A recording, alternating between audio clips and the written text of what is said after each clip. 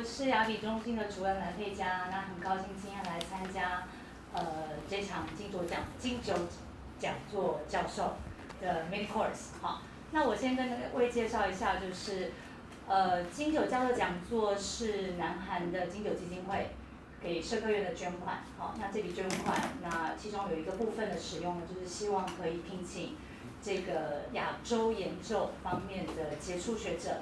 然后为台大社科院的同学进行一些学术上的交流，还有短期的讲座。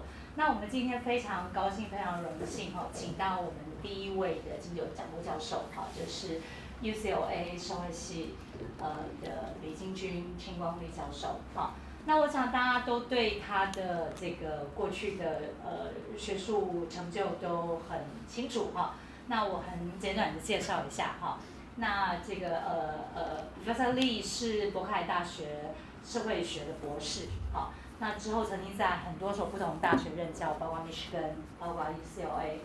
那我想他非常有名的就是所谓的这个中国研究的三部曲，那这个因为他跟我的研究有很多领域上的重叠包括性别和劳动所以我对这个 CK 的研究非常熟悉那今天他为我们进行的这一场的课程叫做Comparative and Global Ethnography。那其中就会针对他出版的这一系列的这个中国研究的三部曲，然后进行一些方法论上的反思和检讨所以我想我们都很期待在这堂课程里面得到学习。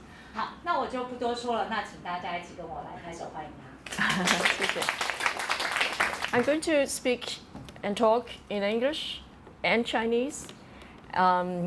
Sometimes when I see a lot of Chinese people, I will switch to Chinese automatically, and when I see foreigners, I will speak in English. But because 普通话 is not my mother tongue, so it's easier for me to lecture in English. But feel free to use whatever language you're comfortable with when we discuss. I will have lots of opportunities where I like to hear your views, and we'll have many occasions where we interact with each other during my lecture. I'd like to thank Pei Jia, who I've known for a long time and whose work I have admired for many years. And this is the first time I teach anything in Taiwan. I visited Taiwan previously, but just to give talks and never really in a setting where I can interact with students over several sessions. So I really appreciate this opportunity. I've always loved interacting with students. That's always the most exciting part of any campus visit because you guys are young and you have new ideas. The older guys, they are fixed in their mind and I can't change them. And their ideas I know, and so there's nothing really exciting talking to established senior scholars. But graduate students are always a source of inspiration for me, so I really look forward to the next few classes. I know this is a Sunday, so all the more impressed I am that you guys show up at all at 9 o'clock. So I'd like to see a show of hand. How many of you have done some kind of ethnographic research? Okay, so the majority of you haven't done anything that we call field work or ethnography or participant observation, right? So only a few of you have. And how many of you have taken classes on this method? Okay, half of you, which is great. I will try to, thank you. I will try to explain and discuss this method at various levels so that people who have experience may find some of the things I said useful. And for those of you who haven't have any experience doing it or learning it, I also hope to be able to inspire you to think about how to begin this kind of research and what is the appeal of this kind of research. I have since my days in grad school, used this method to do all my research projects. Besides the 3 books that Peja mentioned, I have actually conducted another smaller study that lasted for 4 years, but it's small compared to the rest of my work on how the Chinese government maintains stability, how they absorbed protest. And that one was also based on ethnographic research in China. So I could claim to have like a quarter century of experience. Sounds a lot to you, I'm sure. You're only 20-something. I can claim as much, experience in this method as how long you have lived. So I like to think that I have things to share with you. And if I had the opportunity to choose all over again, like if I were back to grad school today, what kind of method would I choose to learn and use for the rest of my professional career? I think I would still choose ethnographic research. It is the fascination that really has kept me in the field for so long. I can guarantee you this kind of research method is the most exhausting physically and mentally, but is also the most challenging in so many different ways. And for those of you who have done it, you can understand what I'm talking about. But it's also the kind of research method that draws you in, that won't let you quit, and that sustains your intellectual life most readily. And so I think if I've been pressing on with my publication and my curiosity about the world, and also continue to publish way beyond what I need to, because we get tenure and a lot of people would just, hang up their boots and take their retirement happily, even when they're teaching. But I just find it impossible to do it. Maybe because I'm studying China and Asia, and these places have kept me very busy. As you know, you live here, you know how these societies have really interesting changes that if you are a social scientist, you would not stop, because once you finish one project, immediately you see so many other issues that you want to study. I mean, I have found myself lacking in time to really study all the things that I wanted to study, and just couldn't find enough because I have to teach and I have to give talks. But otherwise, I think we're very fortunate that we have the capacity, the language capacity, the cultural background, and also we are located in one of the most fascinating regions of the world in terms of experiencing all sorts of social changes. And we are so connected to the rest of the world. We have the best intellectual resources at our disposal. You can invite anybody to come to Taiwan and share their experiences with you, and the theories and ideas that you can get from anywhere in the world. There's no limit to that. I mean, if you're in China, these days they're talking about prohibiting the use of foreign language textbooks. And people like us, who could usually, without trouble, get into the country and teach. I've been teaching at Tsinghua University in Beijing for 10 years. Now it's impossible because of all the screenings and approvals that we need to make that happen. And so I think what I want to suggest to you is that this method and this entire region combined can produce very exciting intellectual activities for all who want to do it.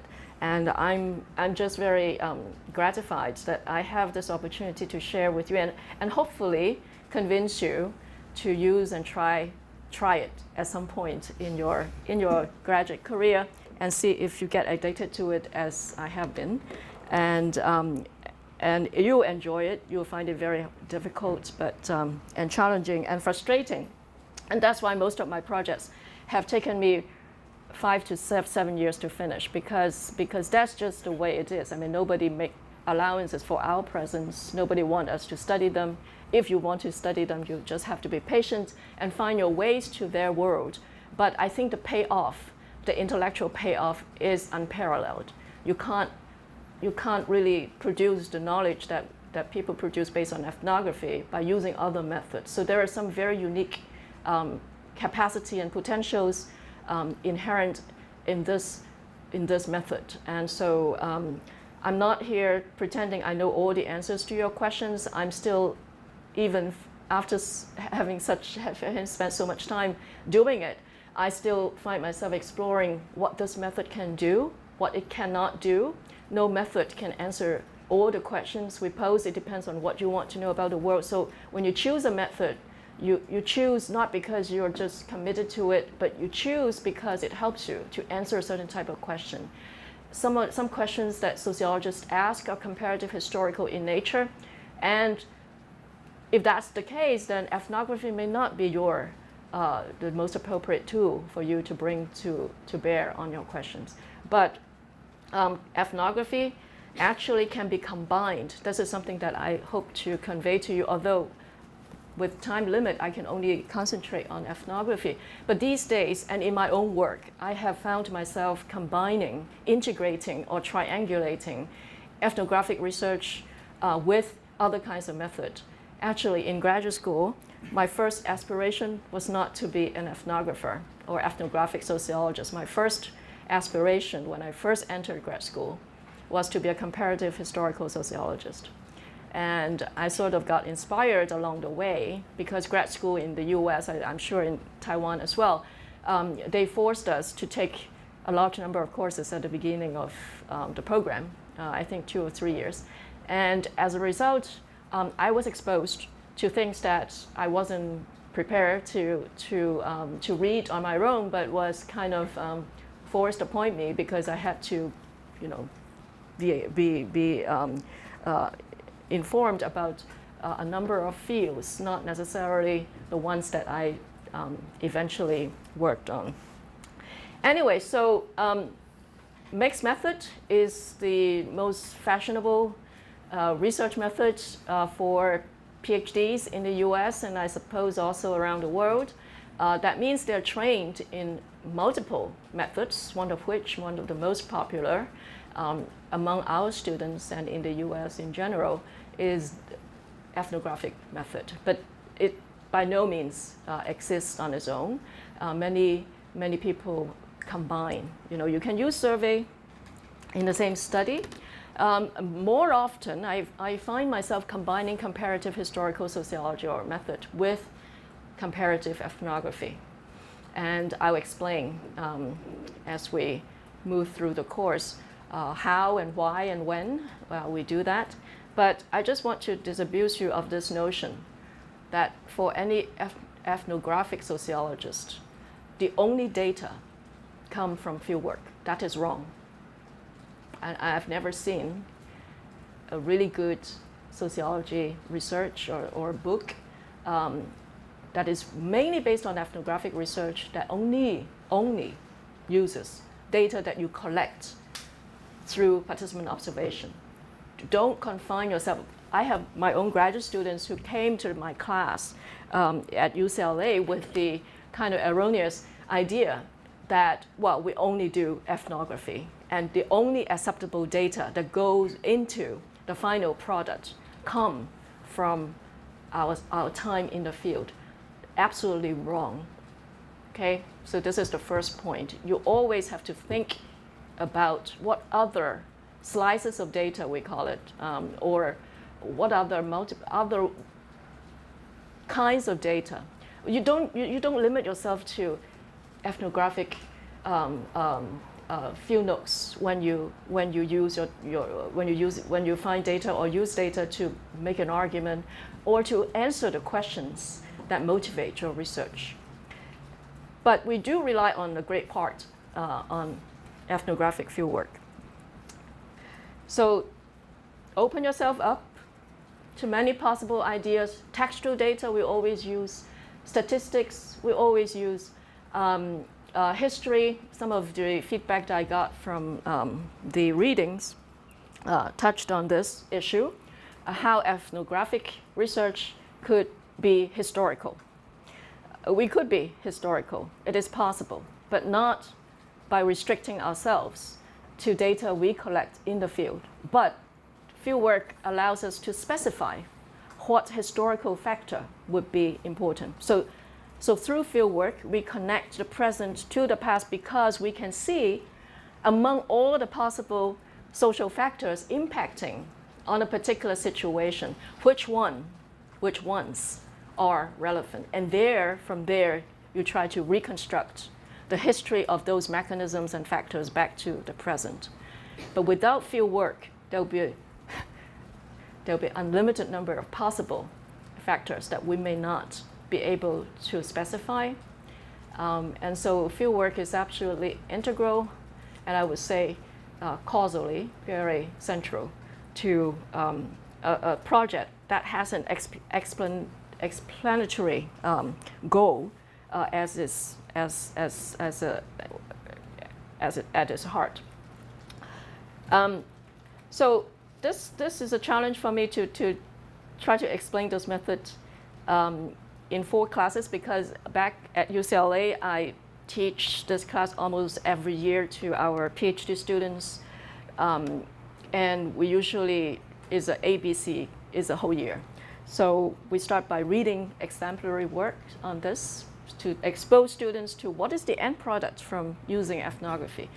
And we analyze those ethnographies, try to reconstruct, reverse engineer the whole process of, you see the book, you see the result. It's great. So how did you start? How did the author start? So we start with A, which is the reading, analyzing, and then with B, we'll read a lot of the abstract methodological writings explaining the method, like the ones I assigned, the piece I assigned for this first class, Bruo's extended case method. He has a number of other articles explaining the methods, and there are other articles dealing with different issues of that method. Obviously, for a mini class like that, I can't assign those. And then after reading a lot of the more abstract principles of the method in C, the third part, we do a practicum where people have to go out and actually carry out a study that hopefully could continue into their PhD dissertation project, or if not, then they can publish. And some of my students, some of the really good students, they manage to expand the study or continue the study beyond the class and get something out in professional journals. And given the very competitive nature of the job market these days in the US, all my graduate students, especially those at UCLA, we train them to think, not me, but others, train them to think in very professional terms and try to get every paper that they write into journals. I'm not recommending this. I think there is a lot of danger in this strategy of early professionalization. But it's just a reality in the job market in the US. Hopefully you don't have to deal with this imminent pressure, and you can really think carefully and be driven by the internal requirement of the intellectual project that you want to pursue. Anyway, so this is just to preface that I'm giving you the really bare bone of a method that has a lot of varieties and a lot of problems and potentials that we can't even begin to capture. But take this 4 meetings as an introduction, and also a very honest reflection on my own is one person's quarter-century experience, and I'm trying to be as honest as possible about all the messiness that you don't get from reading our books. In the most recent book, the book that I will be talking about, I think on Tuesday, on China in Africa, I have a very long chapter as the appendix. And people love the appendix so much because they even say that the appendix is better than the book, which I think is an insult to me. But I think there's a way of expressing how much they like the fact that in that chapter, I really exposed the whole process from the very beginning, when I knew nothing about the continent, nothing about Zambia, I had zero contact, and how just the whole process of all the challenges and all the luck that I fortunately was able to take advantage of, and all the personal and political ups and downs, and just the physical challenges of doing research in Africa I was totally unprepared for. And I think I have a class here too to talk about that book. So this class I would try to, for all my 3 books, I would try to tell you, especially with the first, this afternoon, I was more like you at that stage of my career when I started the project. I didn't know how to start a project. I didn't know, well, sort of didn't know. I knew a little bit, but not really. I was very nervous and panicked when something happened in the field. And I just really had many sleepless nights because I didn't know how to conceptualize the data that I have sort of put down in my notebook as field notes. I know I was doing field notes, but how to use those field notes. And just a lot of auto-critique. I have a paper coming out which is not available yet, but in that piece, I really looking back, I didn't like my first book. I don't like my first book at all. I think it was, if I were to do it again, I wouldn't have written that book. But it landed me a very good job and also tenure because a lot of sociologists love that piece. I mean, if you ask them to pick one thing that they like outside of the field of comparative, ethnographic work, outside of our own small circle, the one that has the greatest appeal to mainstream sociologists is the first book. It's the book that I hated most and the book that I wouldn't have written again had I have the chance to do it again. So there's no definitive answer. I have changed since those days, but I can reconstruct the process so that when you encounter uncertainty, when you're not sure, when you felt like what you were doing were wrong, were not what they should be, maybe there's no reason to panic at those points. And also the comparison that has run through all my work. I recently, because I was asked to write about all the 3 projects, I came upon these ideas that, the comparison actually, for me to realize it for the first time, because I had to sit down and think, the comparison that I have used in all my 3 books are very different. And that's why, when Peja asked me to reflect and use this mini course to introduce you to my experience doing ethnography, this is a great occasion also for me to tell you that there are different modes of comparison when you want to do comparative ethnography, and what are the possibilities that I have done. I'm sure there are more. So I'm not here to tell you as an authority figure about this method. I'm here to share with you what I have learned from this method and what are some of the limitations, what are some of the advantages of this method. I'm still exploring. In the last project on global ethnography, I thought very hard about the method I was using when I was in the field, whether I was capturing the global with a very place-based and time-bound kind of method, and how to use that method to capture that kind of reality, which is China's presence in Africa, the flow of capital and ideology. Anyway, so a disclaimer, all these are disclaimers that this is going to be a very kind of crash course to introduce you to a method. I hope you will continue. Second, we're not going to be exhaustive. We can't be because of the limitation of time. I'll be very selective in pinpointing and guiding you through how do you begin and what are the key steps, key decisions that you have to make, and what are the principles of making them. But all these are provisional. As I'm still a student of this method, so I'm not offering you any truth about this method. You have to explore. The world is changing. It may offer new opportunities. I have a very good question from one of you, the responses, one of which asked, what about things that we can't directly observe? For example, financial transaction. Labor you can observe, but in the circuits of capital, there may be moments, there may be points in that circuit where you can't observe. Then what use is ethnography, right? I mean, the virtual world. We are all living in the virtual world. So the world has changed. Young people, you, have to find new ways of use this method, how to explore virtual reality, and how to integrate that with with the reality, offline, online reality. And some of the new processes, even in the domain of capitalism. Financialization is a good example. So by no means am I giving you definitive statements about this method. We have to explore together.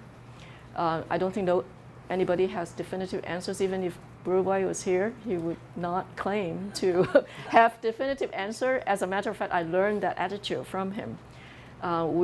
We should all be open to new methods and don't use ethnography as a singular method. Even I myself identify myself as an ethnographic sociologist. If you look at my work, they all combine different kinds of data, especially comparative historical. Historical data is so important to the kind of ethnography that I'm going to introduce to you under the rubric of extended case method. Comparative and global ethnography, all these have to be able to capture and integrate the macro context into the micro ethnography. And how do we do that? We need other sources of data. Okay, so this is too long an introduction, but I think it's necessary for me to set the stage. Maybe a final point is that I know people here come to listen to me most of the time. Yeah, I'll be speaking most of the time, but sometimes I find it, and I learned it teaching in the U.S. I also, I was born in Hong Kong, by the way. I grew up in a Chinese systems, Chinese cultural environment, and I understand how classroom culture, classroom ethos in Asia is very different from that in the U.S. Peja has reminded me this morning. But I also, so I learned, it's a very steep learning curve for me as a grad student trying to participate in seminars in grad school when my American students didn't have to think, they just talk and talk and talk and talk. And to find the point where they break and, and seize the ground, it took me some time. And then when I started teaching, believe me, I wasn't a good teacher at the beginning of my teaching career in the US, obviously partly because I didn't know my students' background. I didn't know what books they read when they were in secondary school or high school, and I didn't have the kind of cultural common ground to crack jokes like my American colleagues could. But I learned through all those years I spent overseas, and that actually a more didactic kind of Socratic mode that you find in law school where people lecture, but at a certain point I need to involve you and to be more interactive. That's how people learn most effectively. And that's how I try to teach also, especially when I'm, in front of a group of very talented grad students. So if I raise some question, please try to accommodate the me that I have become, that I would really expect you to answer. And it's not answer, it's really trying to put a thought in the room, I still remember my first year in grad school. I was very shy and wasn't used to that culture where people just speak all the time. And basically, the professor wasn't doing anything. He was just there. And because everybody came prepared and people had so many things to say, and it's very hard to find the space to. And so I was shy. And then one of my fellow students from Germany, he said, just talk, and he tried to encourage me to speak. He said, "What is seminar? What is speaking up in a seminar? Imagine yourself putting a statement in the world." Well, all of a sudden, it becomes something more fancy and something that transcends the moment. And also, it is not. He makes me realize that I don't have to worry about my fellow students. They talk for their own reasons, but I talk because I want to put a statement in the world. So it's like creating from nothing to something in the world. So think about that remark that I still have, it's many years ago, and I still remember. And I hope I could use that to encourage you to put some statements in the world. It's like yourself making history. Okay, so I don't know how to, because I want to see everybody, but I think I'm blocking you. Okay. So I hope you don't read the rest. Just follow, I didn't have time to put animation, but I want to start by going through some basic concepts. What is ethnography? And in this class, we'll be dealing with 3 notions of ethnography. So first of all, of course, is ethnography, and then we have comparative ethnography, and then we have global ethnography. I'll make this available to you. Don't worry about writing down notes. But let's take a moment to really give a very concise definition of what ethnography is. I mean, we talked as if for the past hour as if we have a common agreement on what it is, and we know what it is. Ethnography is both a method and a type of text. And I think in one of the response papers, some of you criticized the readings, suggesting that they conflated these 2 notions.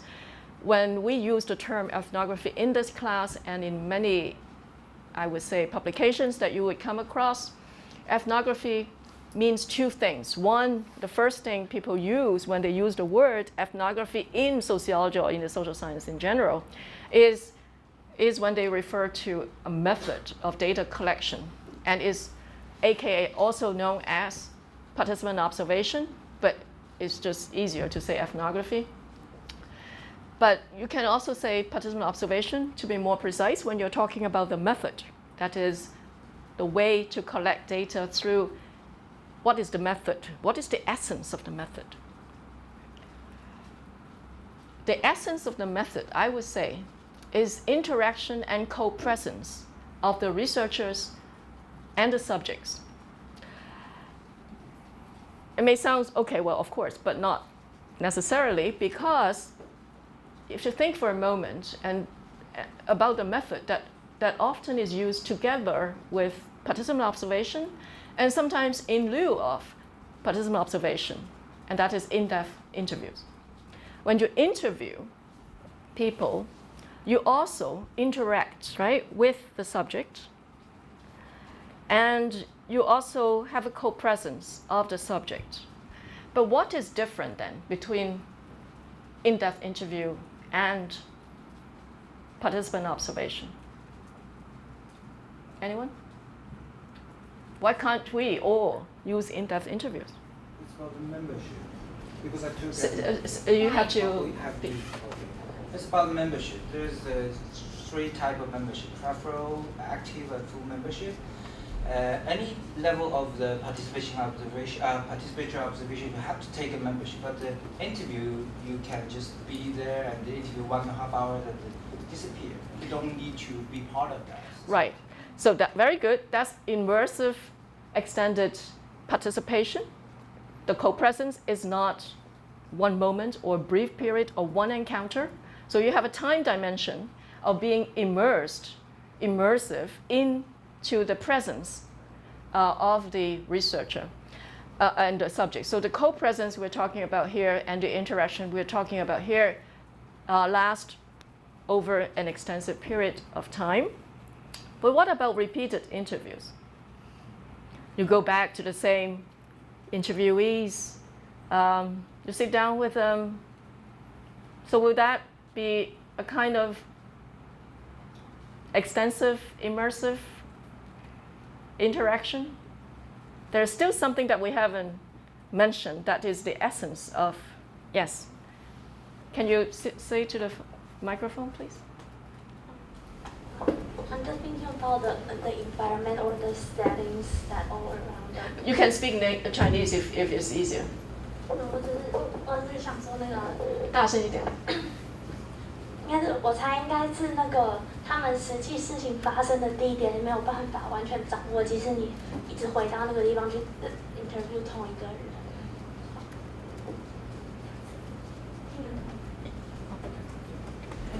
老师，我想到的是，因为我自己的研究兴趣是大声一点。哦，好，不好意思，我自己研究兴趣是那个 property rights。那我想到的是说，比如说，就是我们当一个 interview 这个人，可是我们只是听他讲他的用一些概念，可是我们不知道他的概念指涉的东西是什么。但是如果用 ethnography， 我们就可以真的在他的环境了解说 ，what does it really mean to he or she 这样子。Exactly, and I would say the essence of that interaction and co-presence between the researcher and the subjects takes place in the life world of the subjects. That's the key.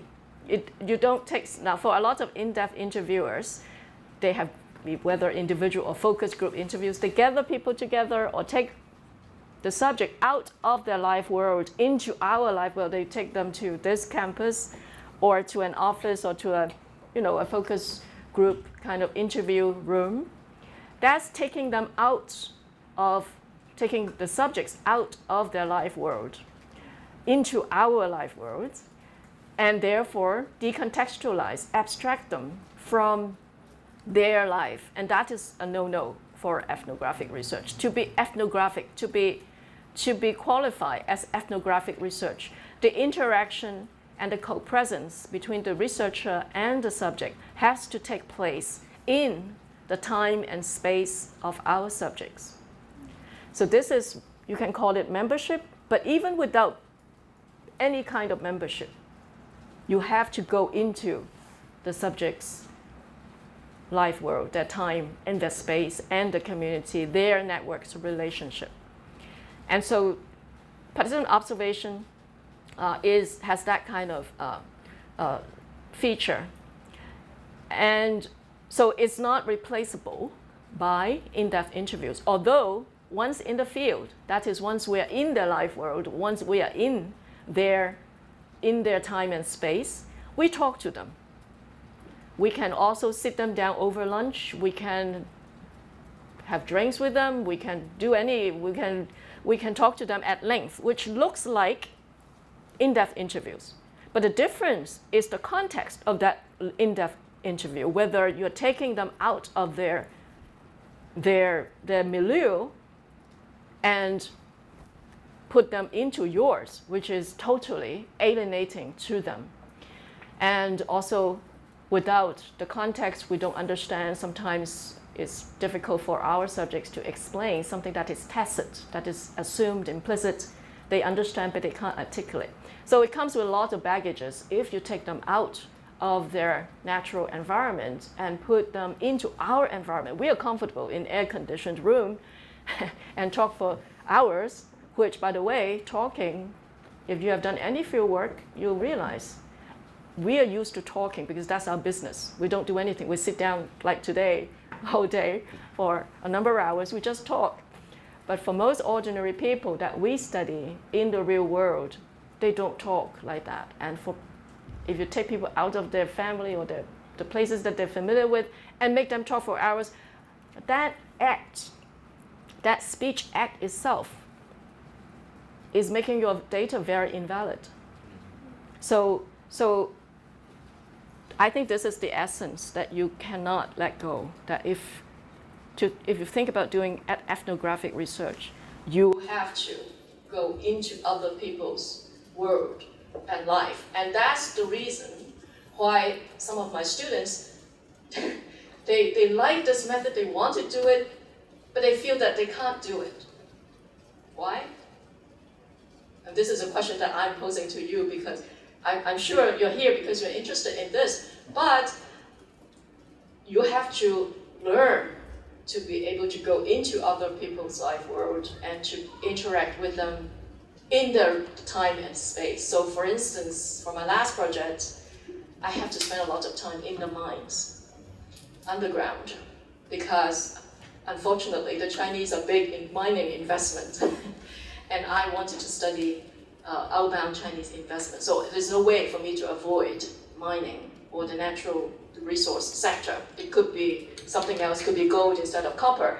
But mining, because of the topic that I've chosen, I have very little room to choose. And so, well, then a lot of people ask me this question, how how do I survive in that environment? Well, I didn't survive well, but I survived, otherwise I wouldn't be here.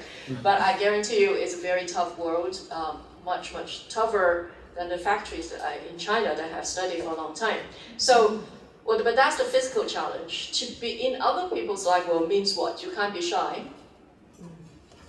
You can't not talk. You can't not make contact, initiate contact. And I have students who are brilliant, but they can't talk. They're just very quiet. And so it doesn't mean they forever, they are destined not to be ethnographers. They have to learn. Everybody can learn. You don't know a language. I don't know English. I learned it, right? I speak English now. So anything can be learned, but you have to learn. I think this is something before you start. We're talking about how you start a project, but even before you even think about doing any project using ethnography, you have to understand the essence of this method requires you to go and mingle and be comfortable and be willing and be energetic and welcoming to that kind of co-presence of people that are total strangers to you, at least at the beginning. If you feel like I'm very bookish, the most comfortable place for me or for you in the world is the library, well, then you have to think seriously, not to give up, but to learn the skills that is required in this method, and there's no way to get around it because this is the number 1 feature about this method that I want to put across to you. Learn to open up. I'm not a natural people person, I have to admit that. But when I'm in the field, I talk to any people that care to talk to me. I actually, because of that, I was able to get to know some very important people in my research. Just to foretell, to give you some interesting example. When I arrived in Zambia, the site of my 3rd book, as I said, I knew nothing. I knew nobody. I knew nothing about Africa or Zambia except my advisor's 1969 book. That's the only thing I read. And I didn't know anybody. I mean literally 0 person in that country. And then because I was willing to open up myself, when I was in the field, I became another person. I just got very excited about, talking to people. So I hung out with people. You have to hang out with people if you want to get to know people. And Africa is a very male-dominated place, so I had to hang out in bars and people who like to drink. And one of them, through the introduction of a friend, he's an alcoholic, official alcoholic, so he drinks a lot. So what? I have to talk to him. So usually after hour, like around 5, I would go and drink with him. He likes drinking and he likes talk. And guess what? When I knew him at first, when I met him, he was an opposition politician, which is like a leader of an opposition party. And then after several years, after one election, I just talked to him because I needed to understand how people think, and regardless whether they're working the mind or not, obviously he wasn't working the mind, but he was an opposition leader. So I talked to him and learned a lot about politics in Zambia. And then after like maybe 3 years into my research, after a national election, his party won the election, and guess what he has become? The vice president of Zambia. And because I had to study these very powerful mining companies, including the Chinese state-owned mining companies, which I had no access, despite visiting many times and knowing some people there, there was no way the party secretary would let me in. But the party secretary could not say no to the vice president of the country where they invested. So that's the payoff. And how did I get those contacts? If I close myself and just stay and not talk, of course you have to pay attention to safety and all that, and sexual harassment comes in all forms and in all places, and as a woman, we have special challenges, and I'm men also, it's not like easier for them. But the point here is that even though I'm a naturally shy person and a very quiet person, I like to be left alone, but I can't maintain that kind of persona when I go to the field. You have to switch code. So it's not to say you become very disingenuous, you pretend, no, but you just have to develop another you that allows you to function. As when you wear the hat of ethnographer, sociologist, you have that kind of mentality. You put aside whether you like that place or not. A lot of people ask me, oh, you've been studying China, mainland China for so long, you must love China. No, I hate it. What do you mean? I mean, how could you like a police state where every time you go in, you feel like the authoritarian state is looking at you or stopping you from doing this, and there's no Facebook, no nothing on the internet. I mean, nobody in their right mind, I'm sorry to say, but it's true. Especially, I once traveled with my nephew when he was like 10. Once he landed in Beijing, he wanted to leave because he turned on the internet. There was no Facebook, there was no, Google. He couldn't talk to his friends and nothing. So, and the air, I can go on and on. But my point is, I studied China all my life, but it doesn't mean I like it. I wouldn't choose it as a place of vacation, no. But when I was in China, I was a researcher and I found it fascinating. And that's why I kept going there.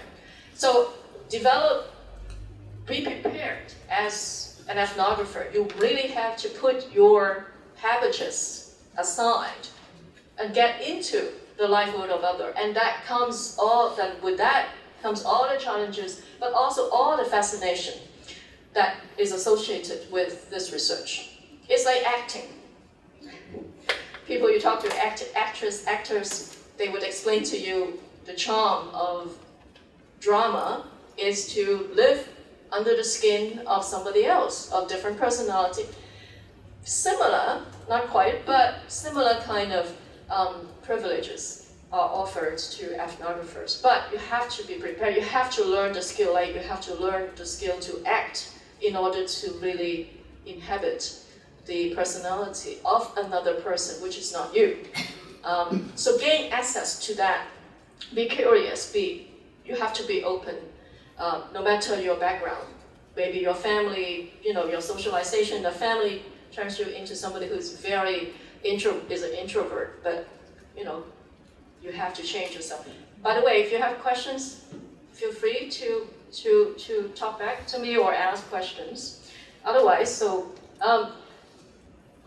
we'll go faster, don't worry. I haven't gone beyond my first point. The ethnography is also used it's used to describe a genre, a textual genre. So we read ethnography. So if ethnography should be referred to as the result, the publication, is a genre of writing that captures the result from ethnographic fieldwork. So we use the term interchangeably.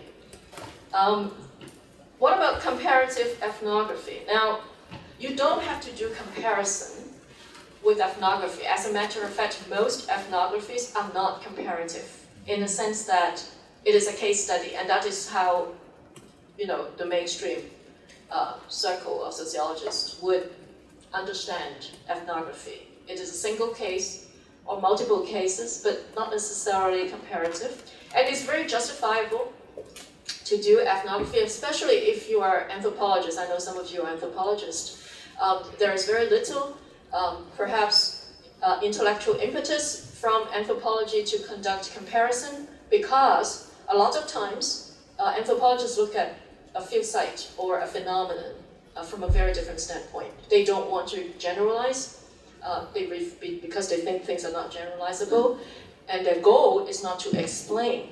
Now, without these objectives that sociologists want to achieve, a lot of times anthropologists would just choose a village or a city or a community, a hospital, a school, or whatever, and then just look in depth into that case. But here, I'd like to introduce you and also to explain the reasons for incorporating comparison into ethnographic work, which means we apply comparative logic, and we have 3 classes this afternoon and 2 other classes to talk about 3 logics of comparison.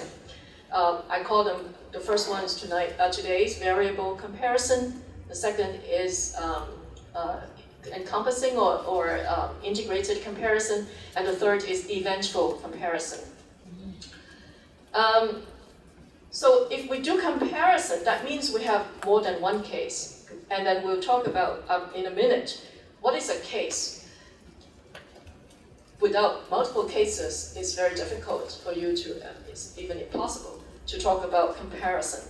But a case needs to be constituted. It's not obvious. What is a case? They are not naturally occurring. A desk, a table, a chair, maybe. But the phenomenon that sociologists or social scientists study are not self-evident. They need to be constituted in our head in order to see something as a case, in order to delimit the boundary of a phenomenon. So we need to constitute the cases for comparison. We'll talk about that. And this is the right place to then distinguish some terms that you might come across these days. How many of you have heard of multi-sited ethnography? Some of you, if you're anthropologists, this has become the code word for 2 decades, maybe since the 1980s. Especially with globalization, which means that ethnography is not single place-based. You have to go to multiple sites to accomplish one ethnography, one ethnographic study of a certain thing, because social phenomena have become very dispersed geographically. So anthropologists, as a result, go to multiple places. So multi-sited ethnography is one idea. And I'd like you to think about another kind of multi-case ethnography, which is different from multi-sited. You could be multi-sited without being multi-case, because cases have to be constituted. We'll talk about it in a minute. So when you think about comparative ethnography, I think at least you have to, when you, for instance, think about your own project, we'll come to your project later.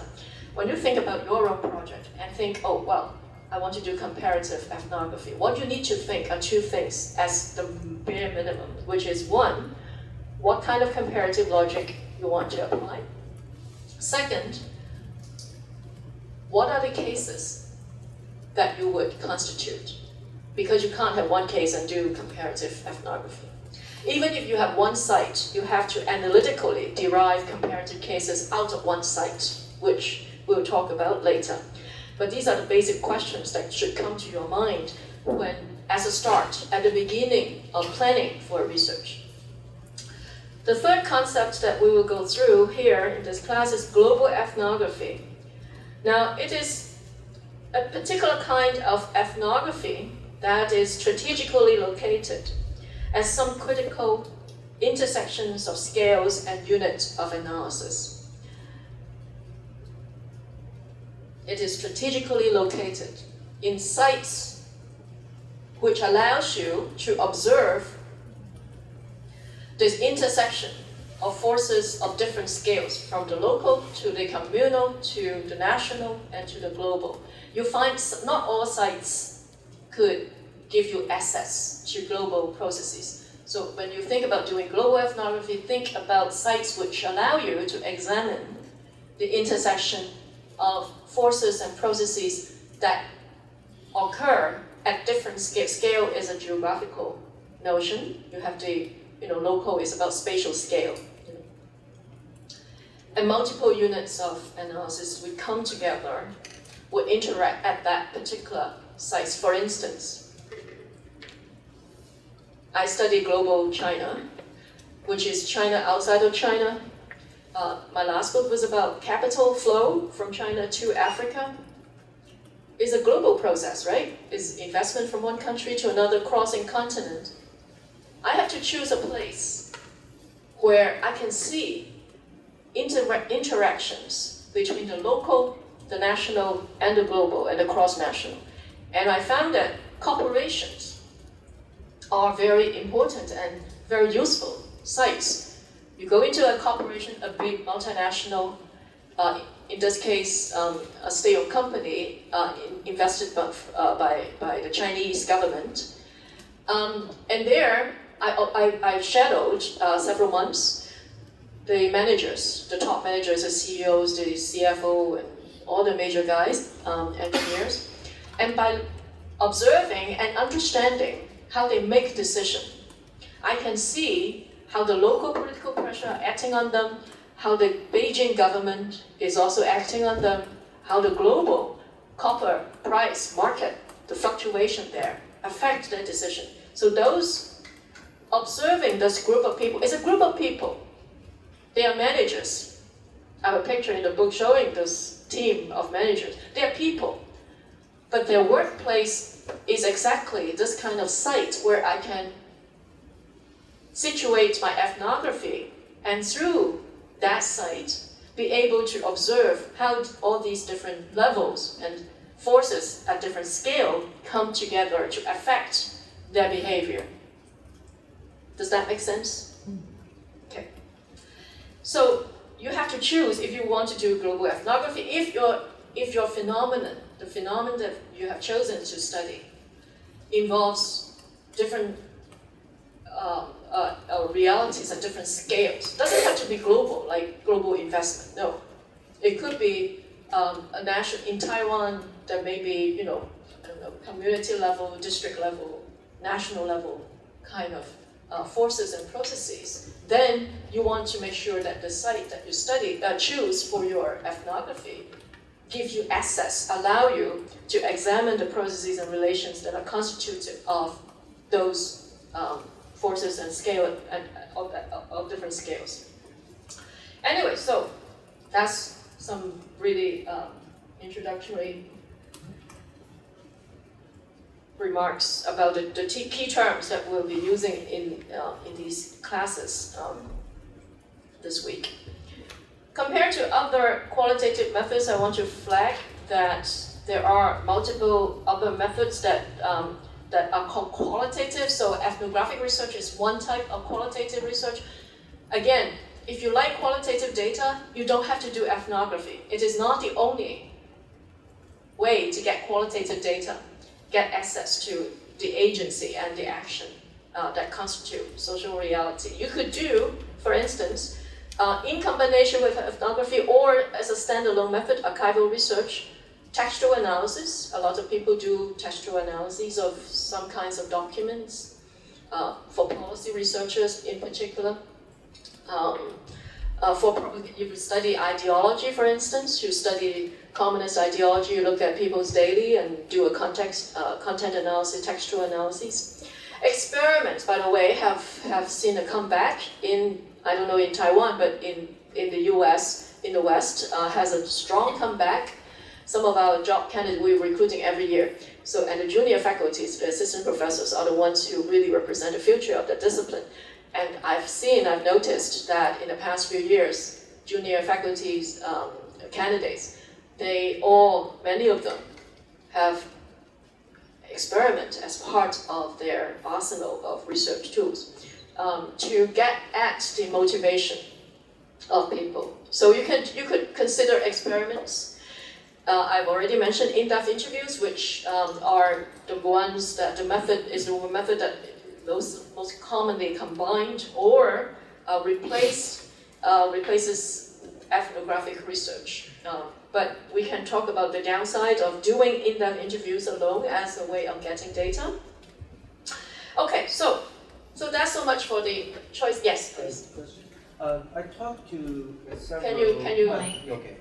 I have talked with several like junior PhD graduates or junior faculty members, and some of them, especially they from anthropology background. Yes. They said they wouldn't do in-depth interview, any kind of interview doing ethnography. Because? They just don't do it. They just write field notes. I said sometimes I want to make sure whether my observation and understanding is correct. I have to do interview to find out. But I, of course, in their house and in their living room to do the interview to make the environment more, back to reality in their life. But still, I still feel necessary to do the interview. But they just don't do it. They just write field notes, observation. Why there's a different approach? How you understand it? Well, I don't know. I mean, that's a question for them because I propose that you have to and you can't avoid because normal social life involves conversation. So how can you avoid talking to people? It will be very, awkward to avoid talking to people while you're doing your research because normal social interaction is conversational. sitting down with people after knowing them for a long time during an immersive, ethnographic fieldwork process is just absolutely essential to the method. Is at the core, where you understand people, you talk to them, you can pose questions, you can, and without talking to people in depth, you can't be a member of that community. People don't know you, and how can they like you if they don't know who you are and why you're there?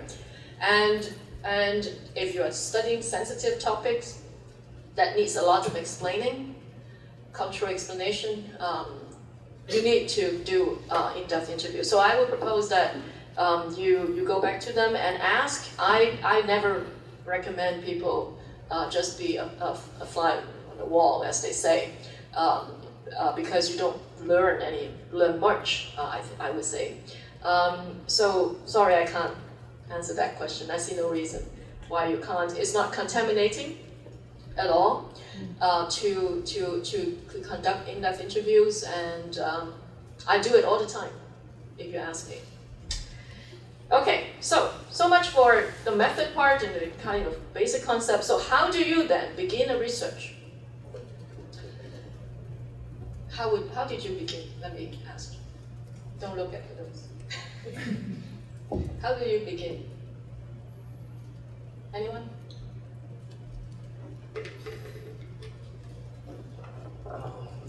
Search for something that you are really interested in. Yes, that's key. Yes, what moves you? What triggers your curiosity? That's very important part. Don't let somebody determine the research question for you. I taught in Ching, I told you. There, they do it in a very weird way, which is the professors give topics to the students. And when I suggested that, well, why don't you let the students propose the research topic? The answer is they don't know how to. It's like people saying to Hong Kong people or to Chinese people, they don't know democracy, they can't. They don't know how to make decisions for themselves. It's the same logic. And so please don't, and you won't, because now, one of you at least told me that it comes from your heart. And this is so important, because when you're going, it turns rough, there's nothing else to sustain you. It's your heart, that commitment to something that you really are drawn to. You really want to find an answer. And I can't emphasize it more. I mean, we're talking about methodology as it is all about cognitive capacity. But at the heart, at the fundamental level, it is what you like to know and what really touches you. Besides this, knowing what you like, first step, yes. What else?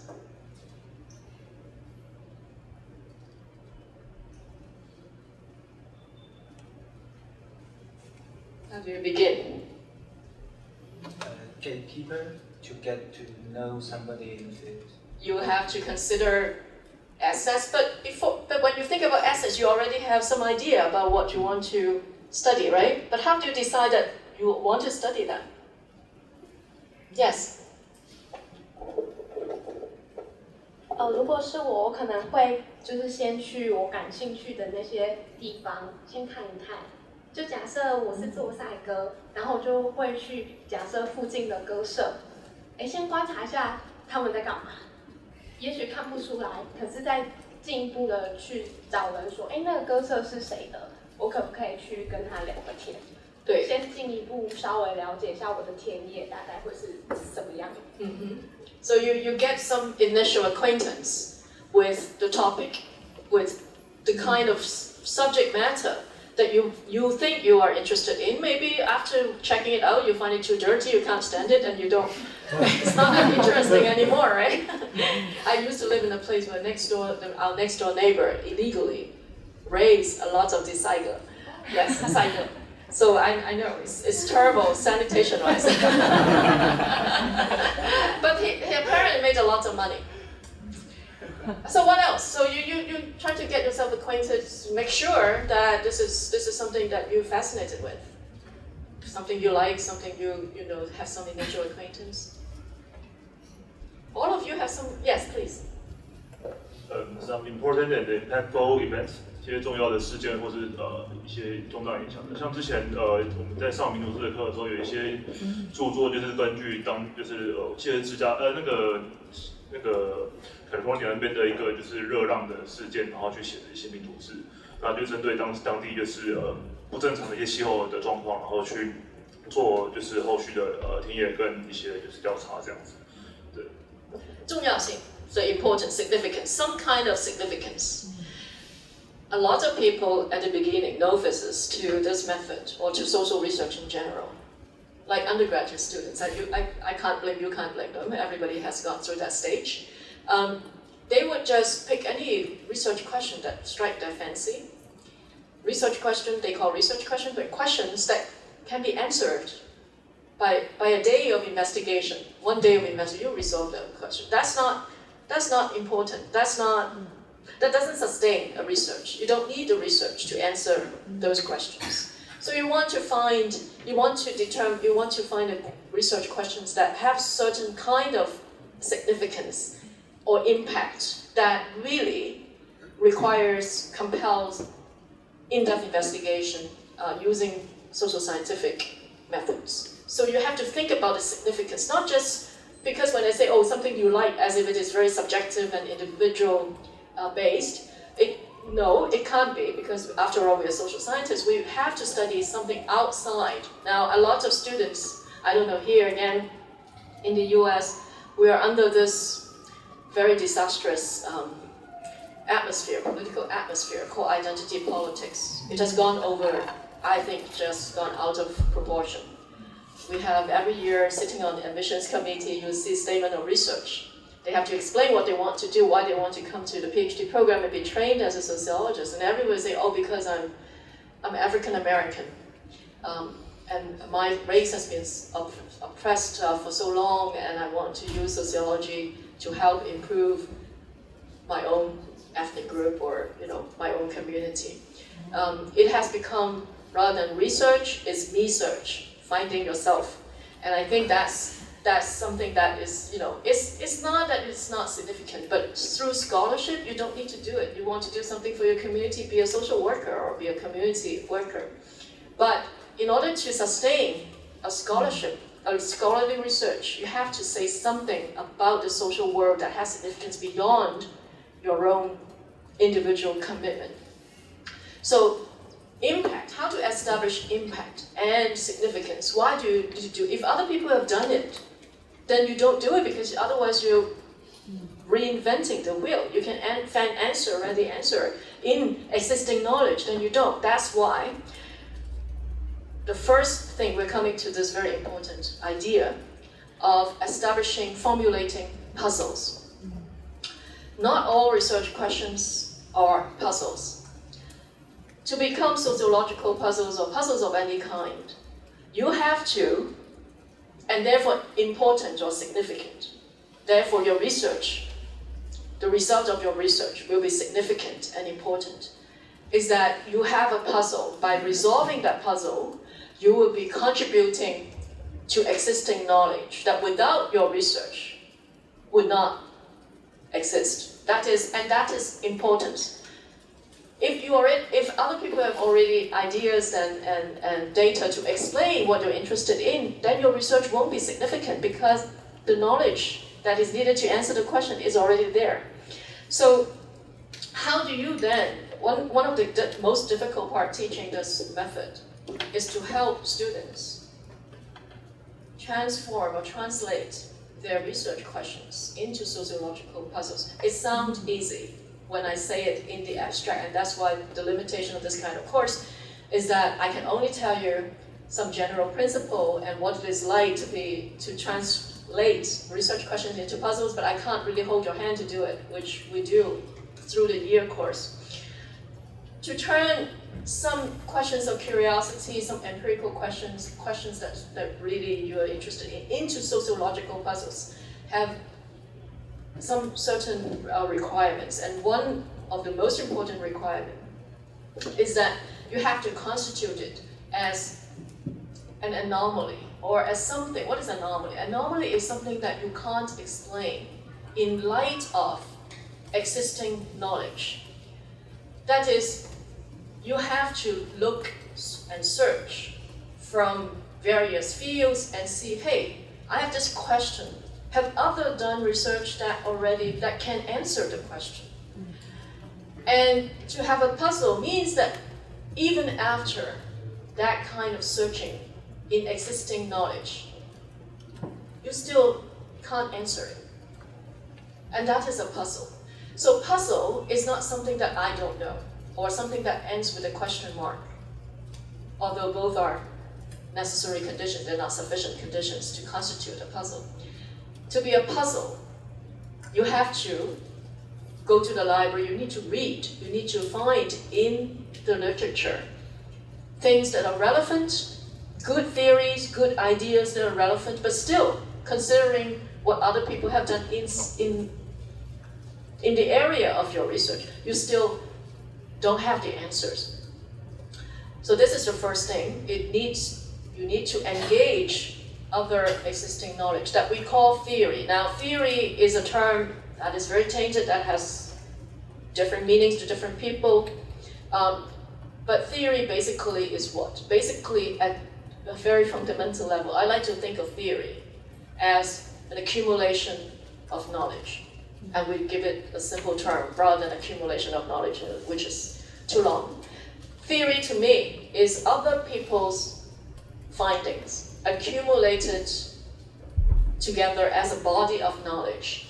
And when I say theory here and maybe in other contexts, I usually mean not Marxism as a theory, Bourdieu as a, no, these are theory, yes, but there are other kinds of theory, not at that level, not with that scale, not with that complexity, but offer knowledge and explanation about the world.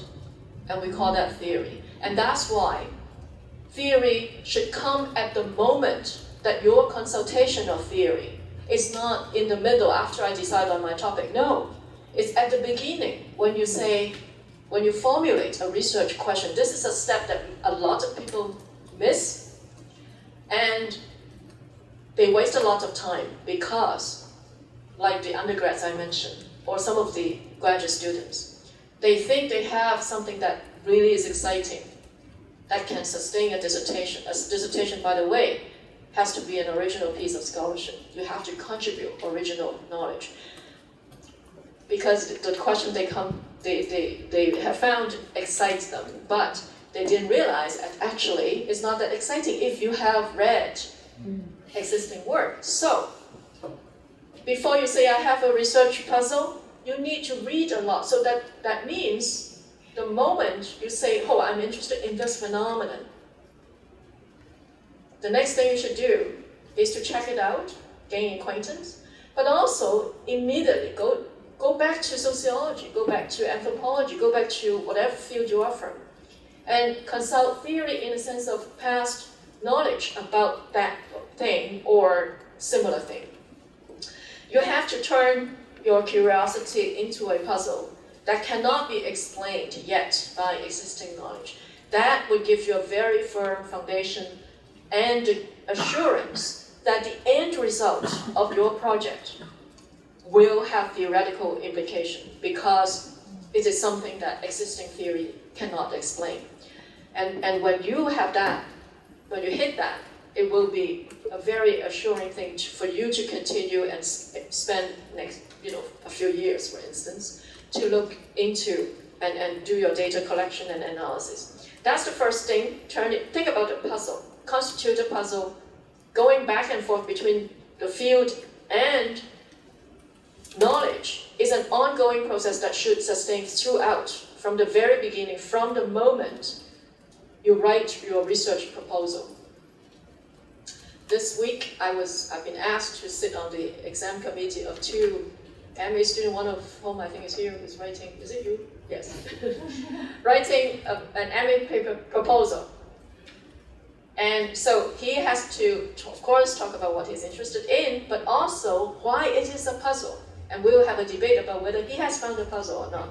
I'm sorry, I don't think you have a puzzle yet. No, I'm kidding. No, I'm kidding.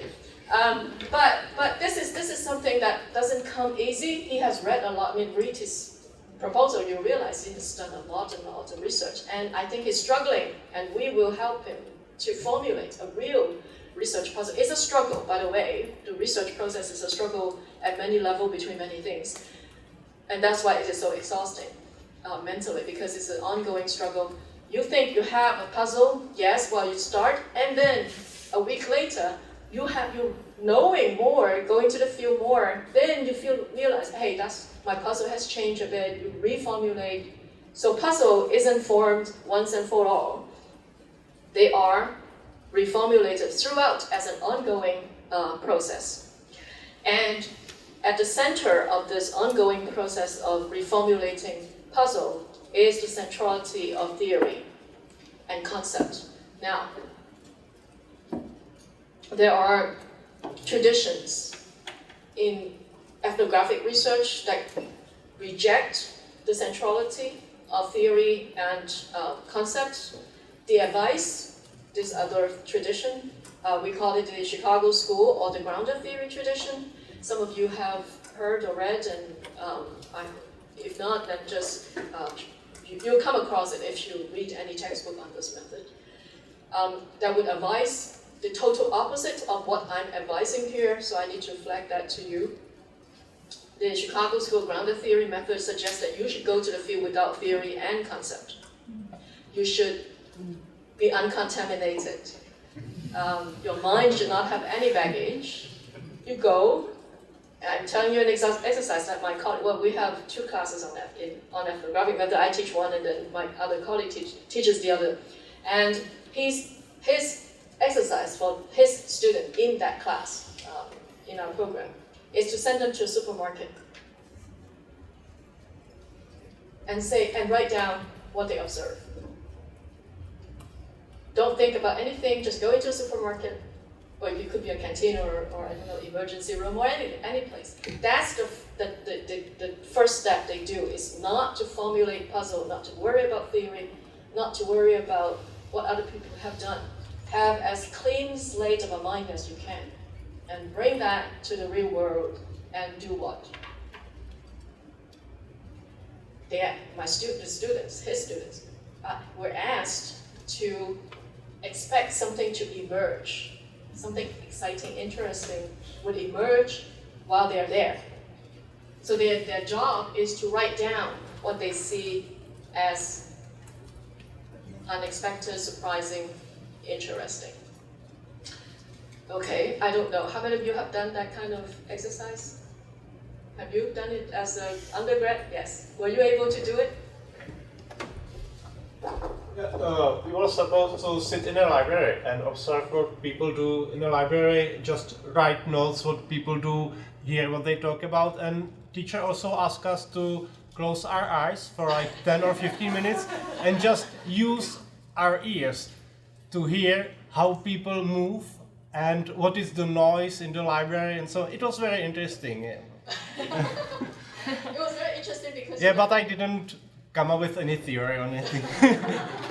But what is when you say it is interesting, what is interesting? I mean, what you didn't expect people to do that in the library? Because it helps you to reflect on how we observe the world. Like, for example, when you totally shut off your eyesight, and you can still learn about this place, how people use this place. You can see that in some places you hear more noise, you hear dialogue. In some places it's more quiet, and you can see how people move. In some places of the library they will move faster, some are slower. Yeah, you can reflect on how you observe. Right, so it's about you yourself that is interesting. You find it interesting about your own faculty, it's not about the outside world then. Yeah, this exercise for me, the main, like, what I ran was about me, yeah. How I function in this environment. Exactly, that's what I mean, yes. Thank you very much. I think that's exactly what some of my students have come back to me, because they come to my class after failing to do that exercise. They went to the supermarket and say, I didn't notice anything. Or they didn't understand what's the value of doing that. So they would come to me and say, oh, I have to drop that class and come to my class because I offer something totally different in terms of what to begin a research. And the problem with that is that, I don't know, I myself, I just can't see without concept. And I challenge you, what do you see this thing if you don't have a concept of a chair? If you don't have a concept of black, color black, or if you don't have a concept of shape, we don't see anything. It's just, the whole world is a blurred image, or some neutrons going in all directions maybe.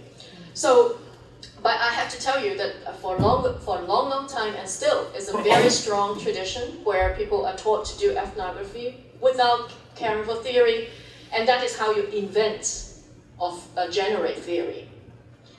In the reading that I assigned, and for those who are auditing the class and you haven't read it, I recommend reading that because it gives you a sort of summary of the grounded theory method compared to what we'll be talking about today. So I need to give you a break, I think, of 15 minutes, and then we'll come back and for another hour. We have a lot of time, that's why I'm spending more time on not moving as fast as I plan to, because this afternoon and today, this morning, we can look at them as continuous. So anything I can't explain well will continue in the afternoon. But let's resume in 15 minutes, which is 11:30. Or 10 minutes, let's say, 10 minutes. 11:25. Thank you. Okay, so we mentioned grounded theory or Chicago School, which are the same, they refer to the same thing, as one tradition in ethnographic research, and the other is what we called extended case method. And in the reading that I assigned for this morning, I said it presents a very concise summary contrasting these two modes, and I think the key part of that chapter is summarized here in this comparative table.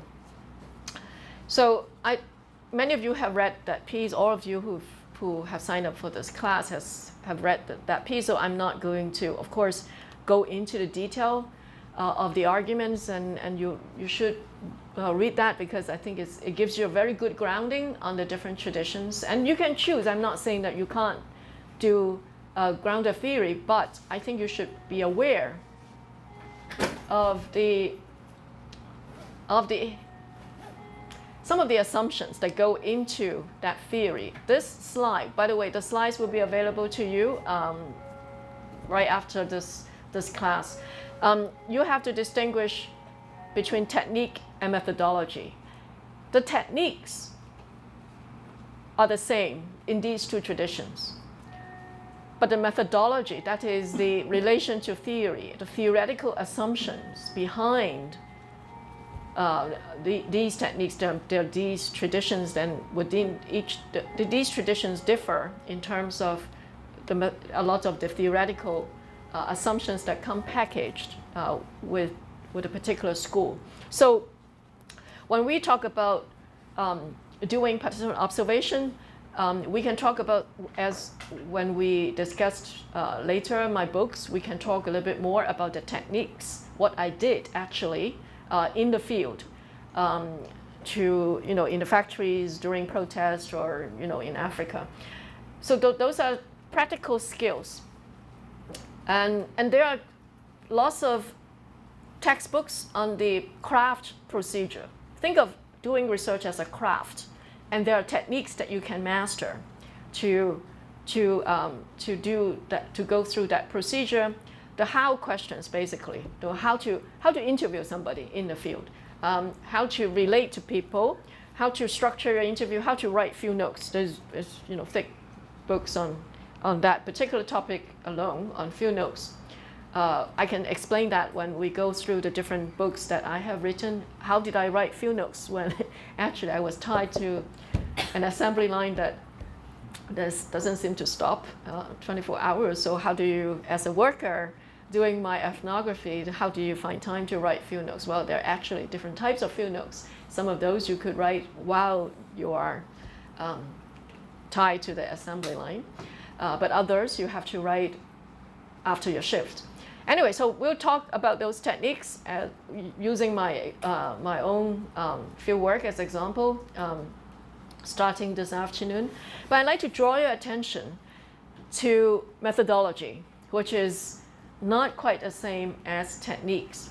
Methodology is a whole package of research method that includes the techniques, include the procedures, but it also includes those procedures with some theoretical assumptions, how you relate the data to theory. And there are different methodologies that allow you to relate data to theory in different ways, or relate your data to different kinds of theories. So I would say, and I think the third point is what I want to elaborate a little bit on, the grounded method or the Chicago school tradition. Oftentimes,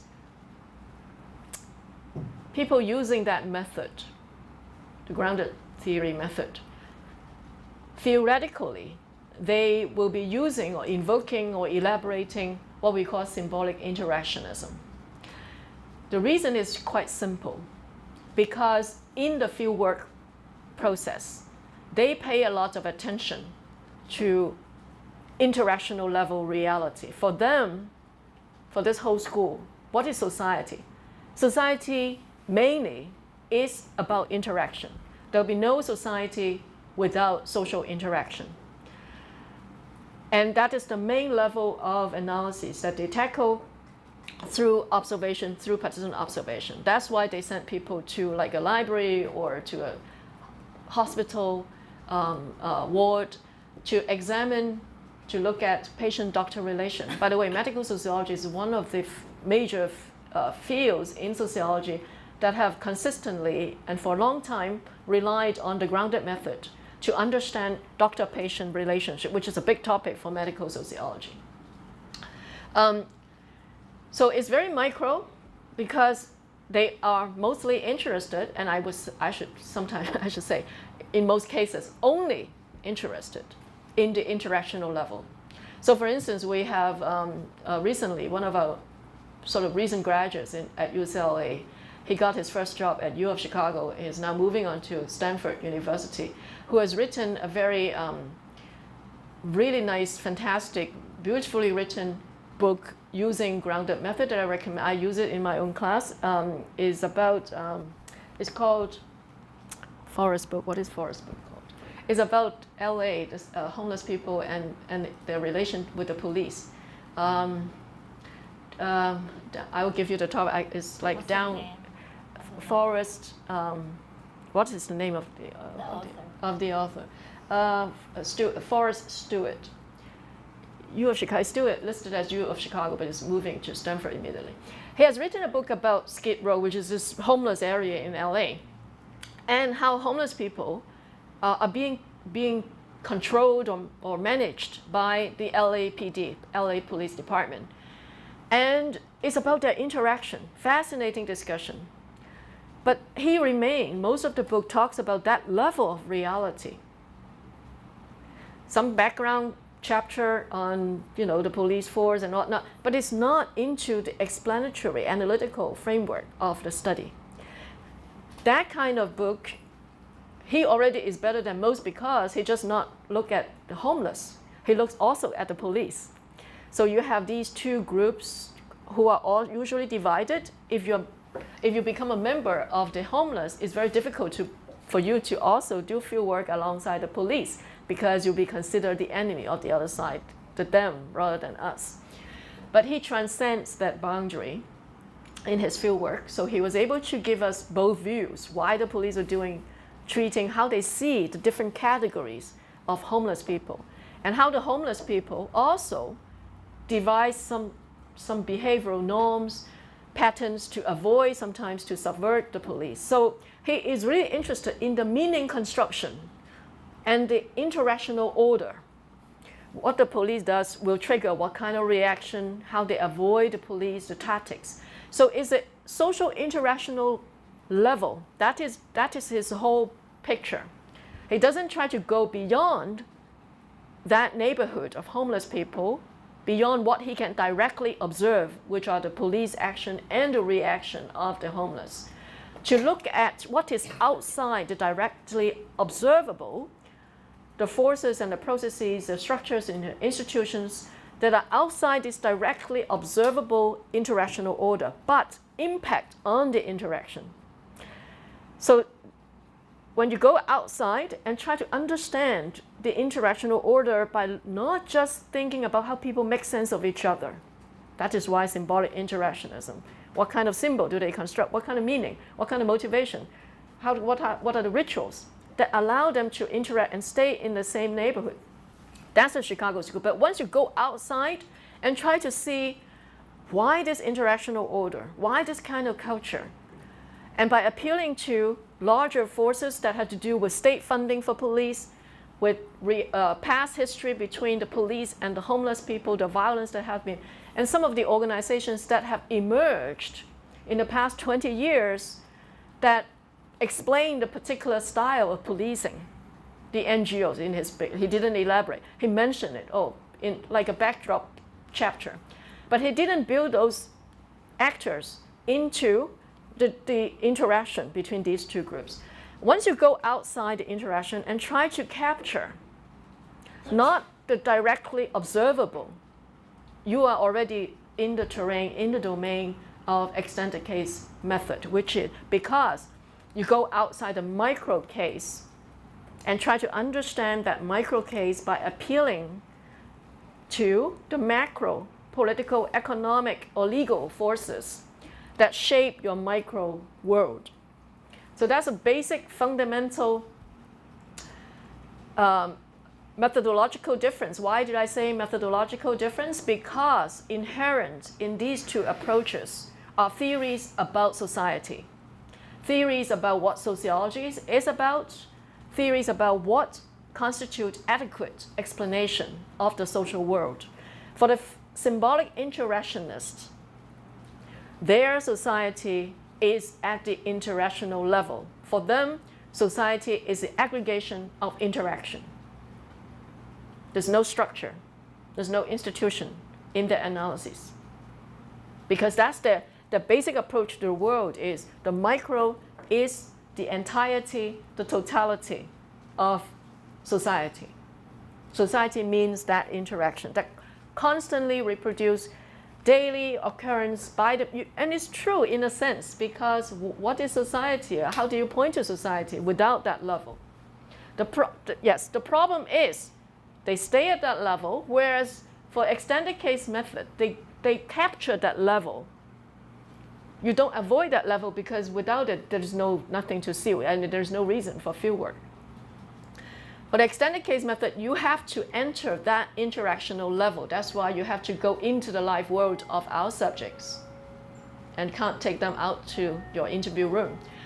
But to understand that world, if you believe society is also constituted by things that are not directly observable through our faculties, like social structure. Where do you point to social structure? You can't point to it, but does it exist? If you believe it exists, then you would try to understand the micro by relating it to the macro, although the macro is not directly observable. But definitely, whether a hospital is in a welfare state or a hospital is in the US, there's no welfare state, will be very different hospital, although both are hospitals, both have patients and nurses and doctors. But the interaction will be very different depending on the outside political economy, whether that hospital is a public hospital, private hospital.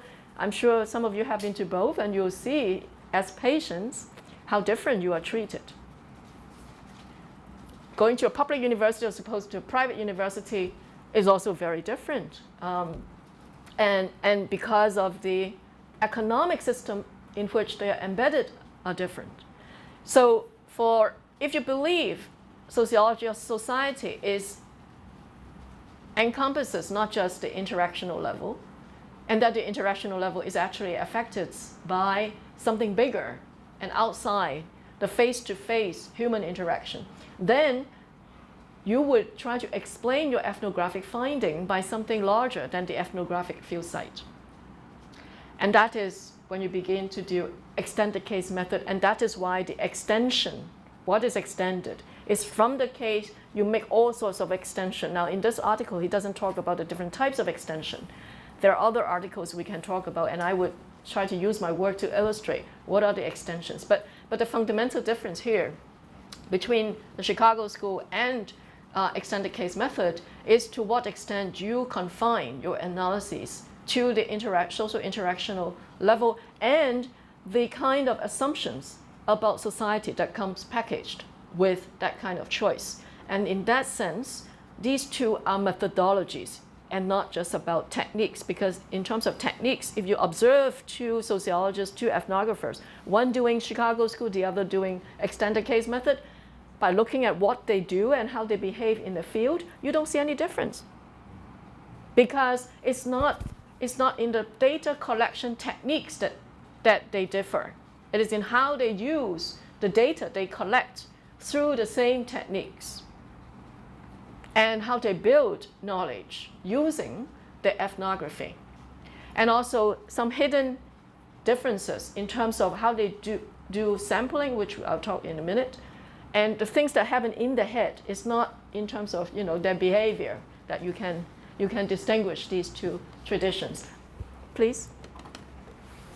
我有一个问题想要请问一下，就是因为我之前在对于芝加哥学派的认识是说，它的一个很大的学术背景是在于美国对于社会问题的研究的关注上，所以他可能研究，例如说无家者，例如说研究就是可能底层，或例如说研究就是其他非白人的种族等等。那对，所以就是他关注的问题，当然就说face to face 的互动本身是一个，那他当然他的追问的东西可能是在于说，那这个社会的秩序是如何可能？对于这一些看起来像问题的人，他的秩序是什么？对，那我觉得他的具观程上是在这个上面。那我知道是这几年有一些民族志的研究，其实也会开始在运用一些，例如说interaction ritual chain 之类的概念去讨论一些更具观的层次上，如何从互动这件事情谈到比较大的一些层次上。那我比较好奇是老师怎么样看待这样的一些研究的方向？谢谢。好，为什么我觉得这个 interactional I'm speaking Chinese. Why do I think that social interaction is not enough, even if you have the best analysis of the interactional order of reality? Because the best, most in-depth description analysis of the social interactional level does not explain how that social interactional ritual or order is being reproduced. That is, why does it happen over and over again?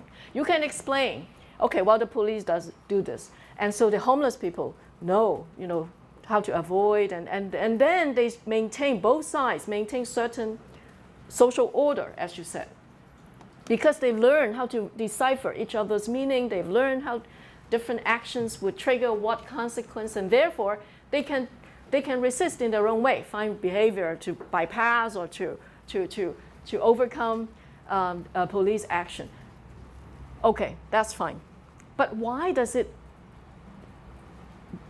it being reproduced over time? You have to think about power structure that is outside the interactional order, that reproduces that interactional order. Social reproduction of interactional order of micro order cannot be explained if you just look at that interactional order. For us, we want to understand why it is not random, right? That interactional pattern seems to have some repetition, some stability, without which people don't know how to interact. So one of the fundamental assumptions is that there is some stability in their interactional order. But if you look inside interaction, you can't explain why that order is being reproduced, why the police will always be in a dominant position, why are they on horses, why the homeless people have to find ways to avoid them rather than fight against them. Why submission and not resistance? Or why particular kind of resistance and not overhauling the whole structure between police and homeless? So that, am I making sense to you? Yeah. No. Yeah. Your face expressed something different from what you say. 们研究的时候，很多时候用的是比较偏新制度论 （neo-institutionalism）。In my research, so 在新制度论的理解下，制度 institution 本身也包含很多非正式的层次，也包含 order， 也包含 interaction。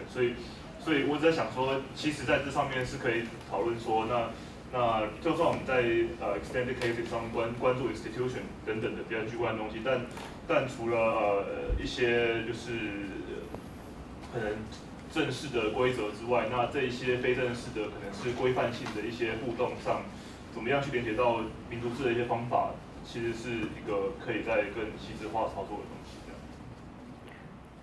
我这个是问题还是什么？一个感想感想，因为 institutional order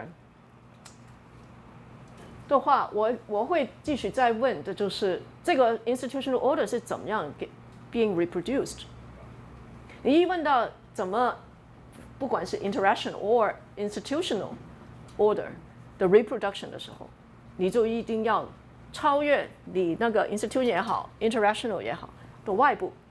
那个 externality 就是 extended case method 要处理的问题。Yes. So do you mean that the change, the driving force of change does not come from the interaction only? It need to come from the institution or the other level. Change or reproduction. Reproduction means that it maintains the same, but then in order for that to repeat itself, there has to be a certain power structure or power arrangement to make sure that this kind of interaction is being reproduced on a daily or yearly or whatever basis. So whenever you think about reproduction, you go outside of that thing that you study. And then, so the same with institution. Normative or not normative. The difference is not, it shouldn't bother us here whether an institutional order has to do with normative rules of behavior or some sort of power relation. But that institution itself has to be, the reproduction of it has to be explained by something larger than that institution, right? So for instance, the state, for instance, changing states, changing or economy, political economy. And that's why extended case method is always leading people to look at political economy, because it's not like an ideological commitment, but it is the real world. I mean, if you look at the world, unless you don't believe political economy is important in affecting social life. But then I have to tell you, my experience so many years presenting my own research and to many different scholars, not just students. Students, they are less ideologically driven, but some of my colleagues, they know my background, they know my research work. They always come up with some ideologically driven question. That is, why are you always talking about political economy? Because you're a Marxist. I'm not a Marxist, so I'm not going to talk about political economy. That's fine, but then explain to me why a certain, a private hospital is different from a public hospital. It's about economics. I mean, it's so stupid if we ignore economics. How can we explain class, family, whatever that you're interested in politics, election, you have an election coming up. If you don't have funding, I don't know, campaign funding, you can't ignore it. You can't ignore politics. They may not be the only reason, but then because we are keen on explaining how something is being reproduced. And political economy turn out to be a very important factor, explaining the reproduction of anything social. And if you are into extended case method, you want to explain the micro, put it in the context of macro, then what other factors can you point to? So I think it's not ideology, but it's just sociology. But other people would think ideology. I don't know how they got conflated with that, but with two very different things. Anyway, yes. 我觉得就是一个参考，就是我觉得好像在扎根理论跟延伸个案法对于世界的认识是不太一样的。对。因为刚刚智华提到那个扎根理论的时候，其实当你提到那个制度的时候，其实或是说扎根理论认识世界的时候，感觉好像是说，比如说像米德、芝加哥学派，他们是从互动，然后社会是从互动里面 emerge 出来的东西，所以感觉上就是象征互动论会比较认为这个世界的最原始的一个互动层次的最原始的一个组成的层次是在于互动，可是感觉我不是很确定，但我猜测，也许延伸个案法，尤其在他讨论，我觉得这篇文章很难读，但我觉得他在讨论那个生活世界或者是 engage 的时候，其实他是比较采用一个社会现象学的一个认识，也就是说，他还是相信有一个外在于个体之外的社会的存在，那东西也许我们没有办法知道它是什么，但是它的存在。所以，当我们以这样的认识论的参与，以这样的认识论角度来参与这个世界的时候，我们并不会觉得说，所有的认识的最基本的元素会是互动，而是我们会相信还会有其他不同层次的分析层次的element 存在，那个 element 它有可能是 order， 是 social order， 它有可能是社会互动链、互动仪式链，它也有可能是制度，它可能也是 ideology， 但是这些东西它可能是没有办法透过互动去 emerge 出来的。所以我想要回馈，就是说，我觉得这两个认识论的观点似乎是不太一样。对，所以为什么我说是that's why I said it's methodology. It involves different theorization or implicit at least. Implicit theory about society and what is social life. I have a quick clarifying question. So the two approaches implies kind of a different ontological. Is it a kind of ontological difference or it's a epistemological difference among these two approaches? I think they're related. They're related. So methodology, epistemology, and ontology are all kind of like a set. Yes, yes, conceptual tools. yes. They're connected. They're connected. Okay, so I don't want to drag too much on this theoretical, the theoretical differences because it's too abstract and this is not about the theories. I don't know. When I was an undergrad, we spent a lot of time studying sociological theory and symbolic interactionism. When I was an undergrad, which was a long time ago, was still very popular. I still remember. I didn't buy that even when I was at an undergrad. So, were you taught now? Are you taught now social interactionism? Did you read theories on? Yeah. Okay. Goffman, Bloomer, Herbert Bloomer. Maybe not. Anyway, so what I like to highlight is this. Some of the really directly related, methodologically related concepts and some points that I want to highlight here is, which one do I want to highlight? Societal and statistical, the meaning of significance. Okay.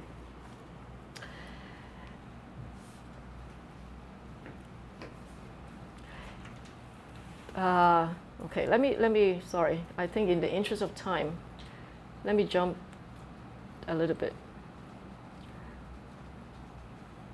to, because I begin to realize that it may, okay, so let me ask you. For those who have read the article, is there anything in this table which sums up the article?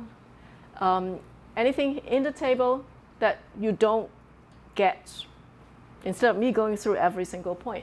Is there anything that you want to ask? Turn this into a Q&A kind of occasion.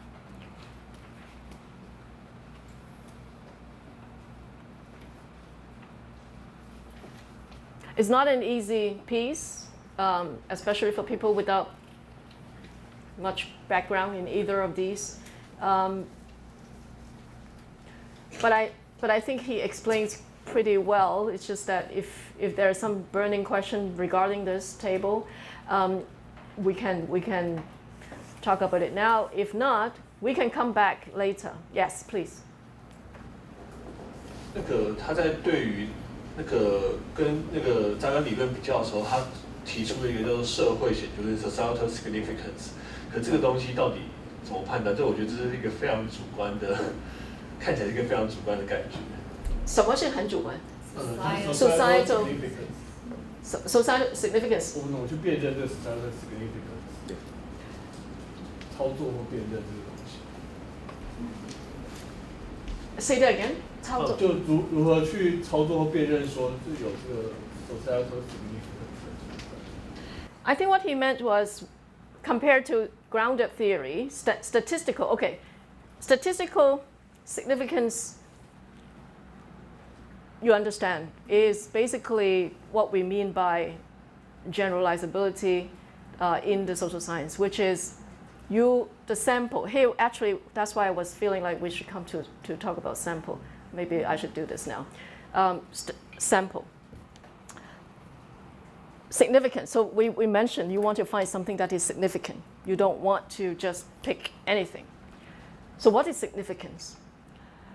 And that is a particularly thorny question for ethnographers, because one of the challenges that you will, I'm dead sure, you'll encounter as an ethnographer in professional context is, what is the significance of your case? So what? You know, I know this village, I know this city, I know this one case. What's the significance? Is not generalizable, is another critique that you hear a lot. And I always say to my students, in job talks, you will get this question. You better know how to answer them if you want to get a job. Because there will be people who are not trained in this tradition, and in their head, they have the mainstream quantitative model of social science, and they are bound to ask you this question, which I think is fair. I don't think is a question that we can just dismiss and say we don't think about generalizability, we don't think about significance. No, we think a lot about significance. We think a lot about representativeness. But there are different types of significance, there are different types of generalizability, and different types of representativeness. How do we claim that ethnographic cases are generalizable and representative? Well, then we have to distinguish between, let's say, two types of representativeness. The usual mainstream type is from sample to population. You draw a sample that represents the population. So let's say the population is 1,000 people, and there are, elderly people is 60%, young people 40%. What is a representative sample that represents this population?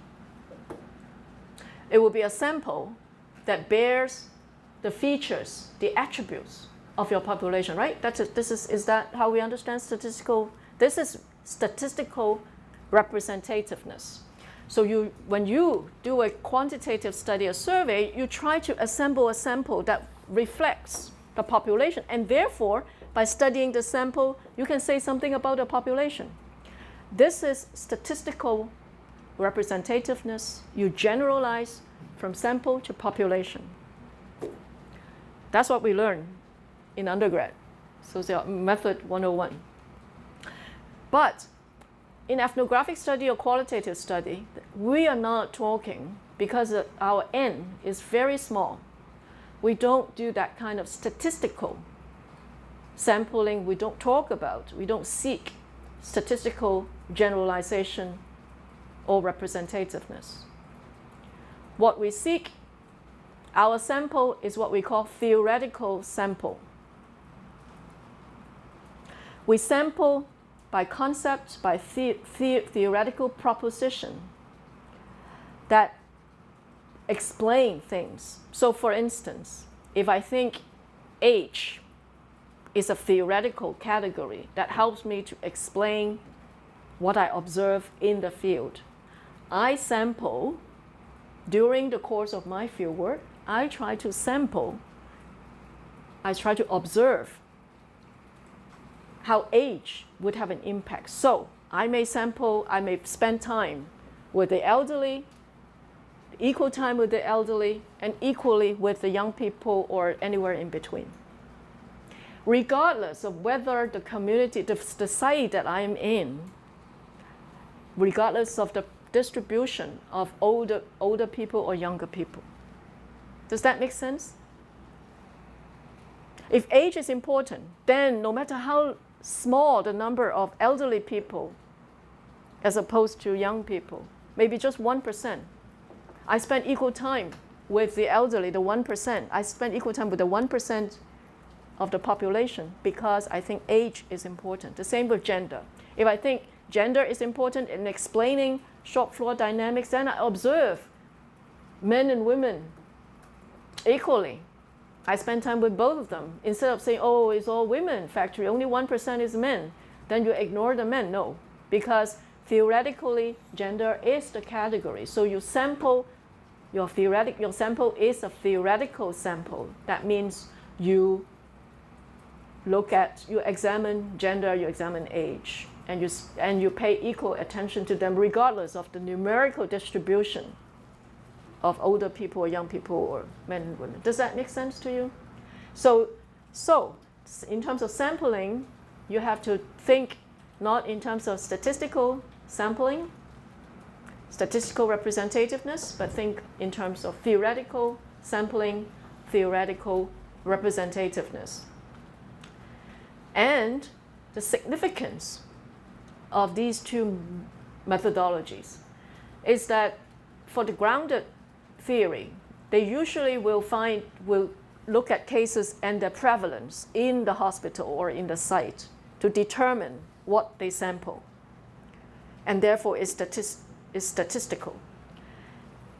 For extended case method, because the explanation always draw on larger social forces, so what they can establish through extended case method and the ethnography is that the ethnography has societal significance because we are using the ethnographic case to relate to external social forces that impact on that case. So in that sense, we're always drawing societal forces into the picture. So it's here in the table, he simplifies and says societal significance because of the concern about larger forces that impact on the particular case. But I want to draw attention that we're still on this process of research, and very soon once you hit the field, once you decide on the puzzle, you formulate a puzzle, you choose your field, go into the field, immediately you encounter this question of sampling. What should I observe? How much time should I spend doing observation with this group as opposed to the other group, with this ward, with this class or another class, day or night, weekend or weekdays? You have to think about what to pay attention to. And that is sampling the same way you have to decide which person you send your questionnaire to. And so sampling is the very next step, and it goes day in and day out. Today's finding may help you decide and change your theoretical focus, and therefore you would sample theoretically the next day in a way different from what you did today. And so it's an ongoing process, but the key to this method, to extended case method ethnography, is that you sample really according to the theoretical analysis, the ongoing theoretical analysis. Maybe you didn't realize at the beginning of your research that actually ethnicity or class is an important factor in your field site. You discover it by observing how people, if they come from the same hometown, they hang out together, and then the same with other groups, and not gender or not class. And you only know it by being part of the community and having observed how they interact with each other, how things play out. And so you may discover theoretical categories that help you explain your phenomena only after having an in-depth understanding of the field site. So you will have to then sample with regard in light of your discovery in the field. So it's an ongoing process of sampling, which, by the way, is very different from a quantitative research, right? In the survey study, you sample and, and that's it. There's almost no going back because you already distribute your questionnaire. But for this kind of research, is an ongoing process.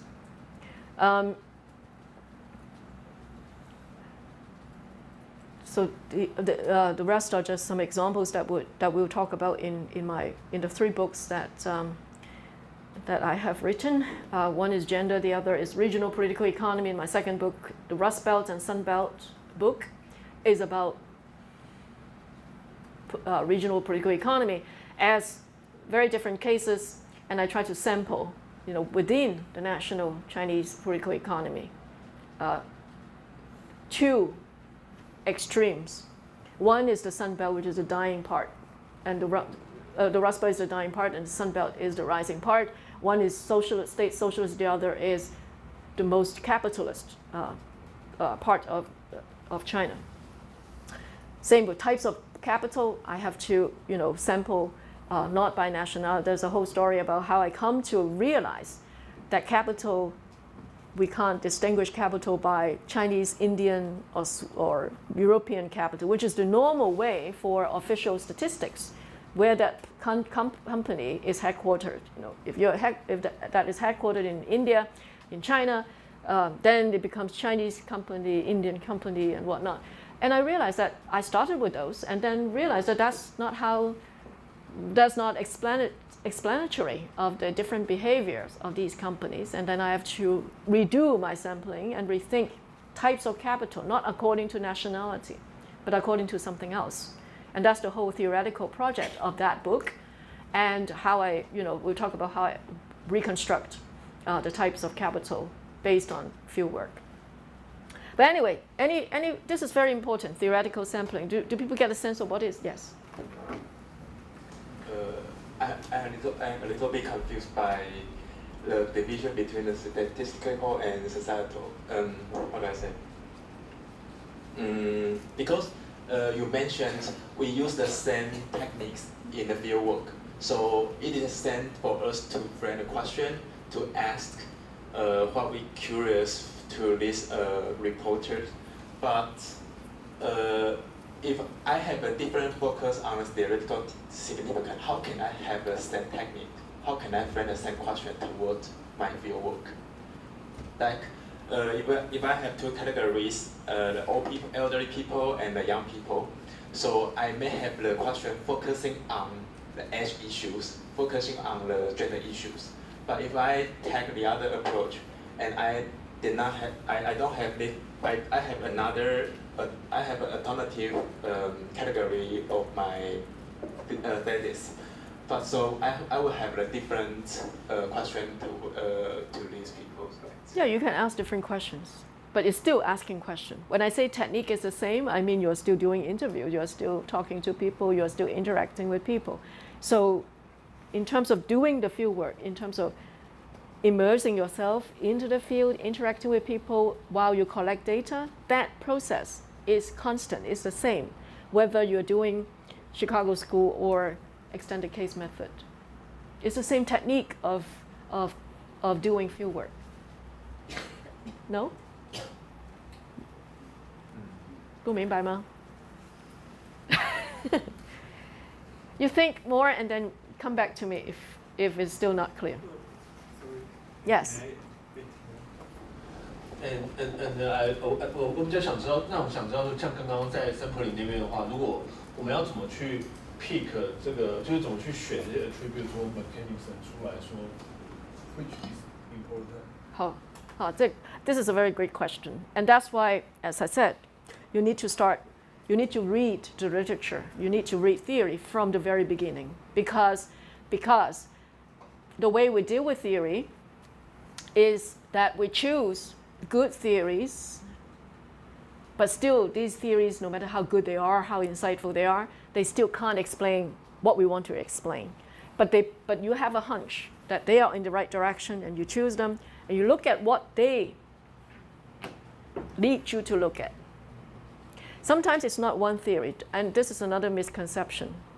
One of your response papers said, how can one commit, who, I don't know who, you don't have to tell me. How can we, he said, Brewer says that one has to commit to a theory. How can one commit to one theory when there are so many, and when there are so many things we have to explain? Excuse me.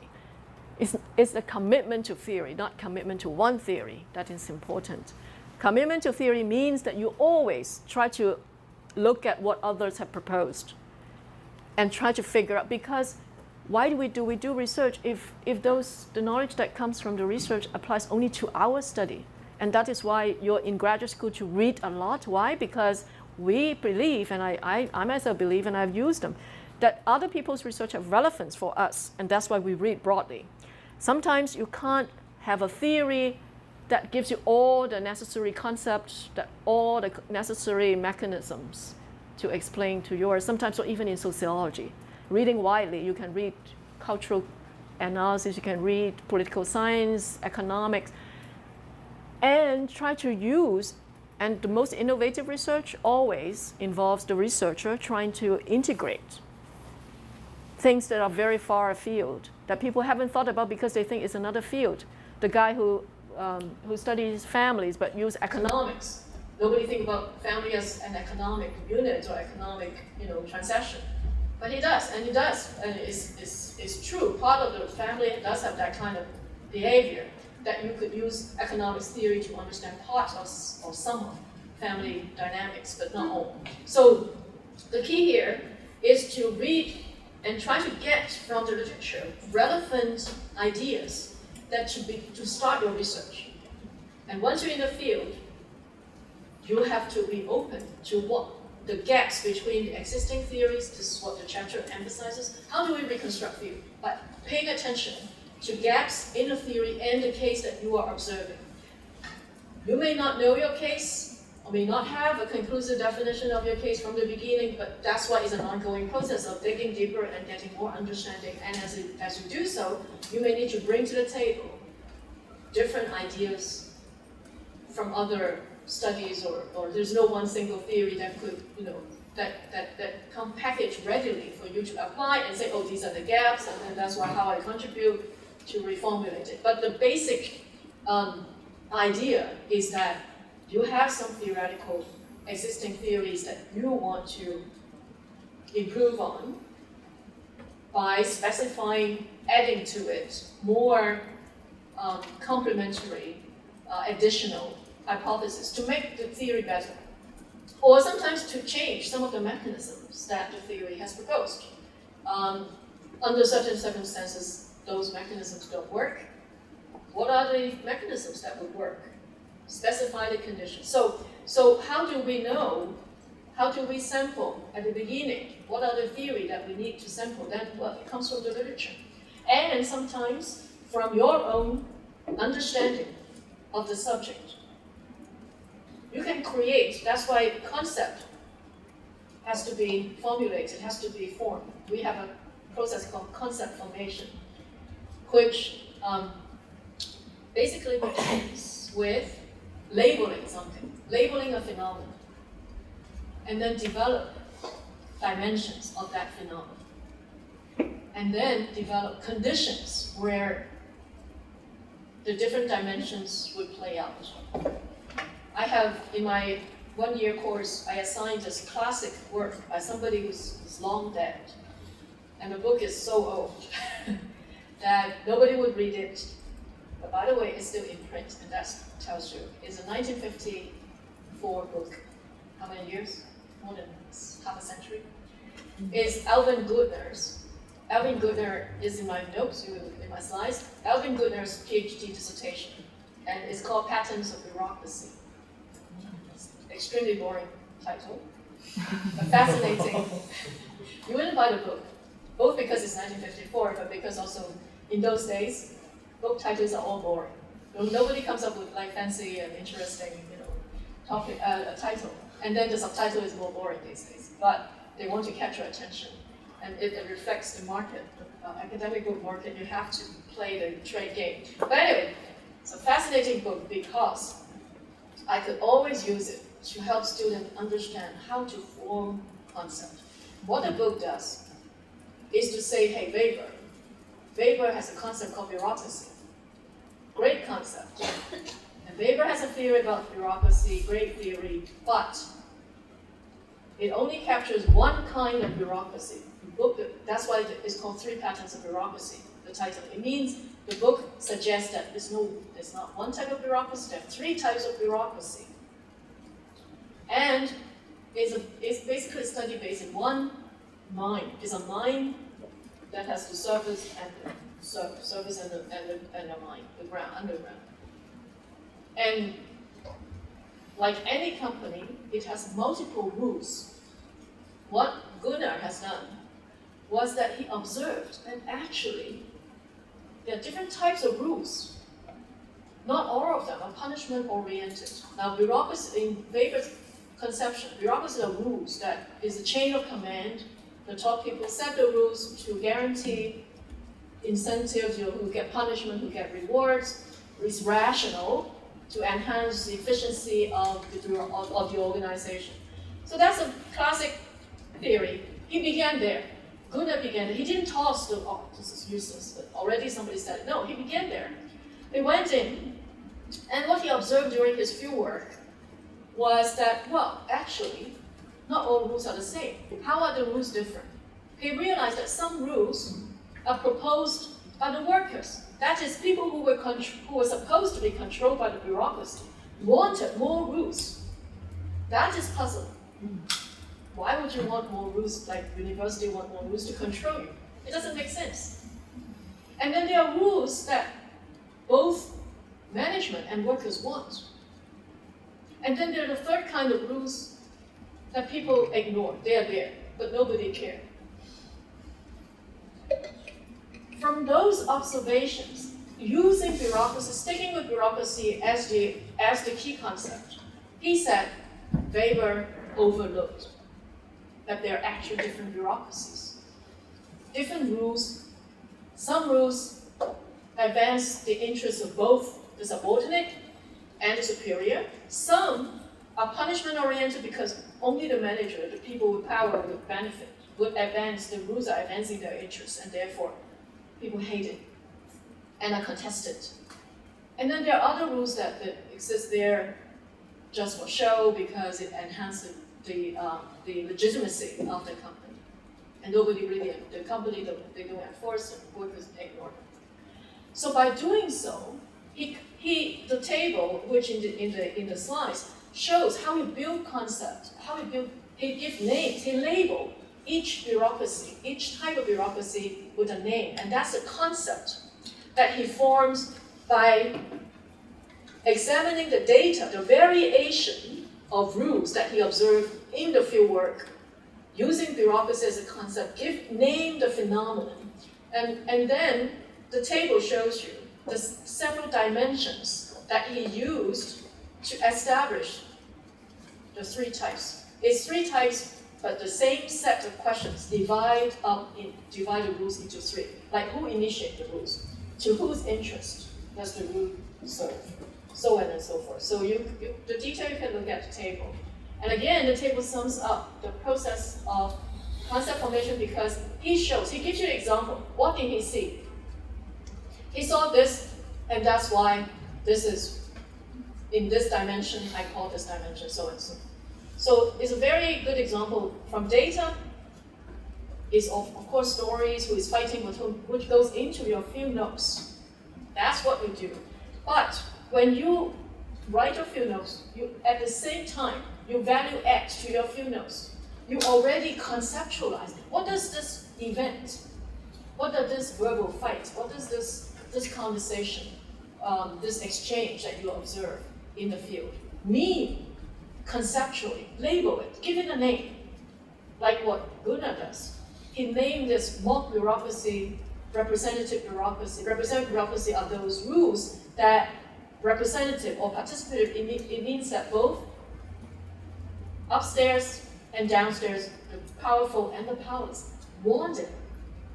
And that is something not anticipated in Weber's theory, which is about bureaucratic dominance.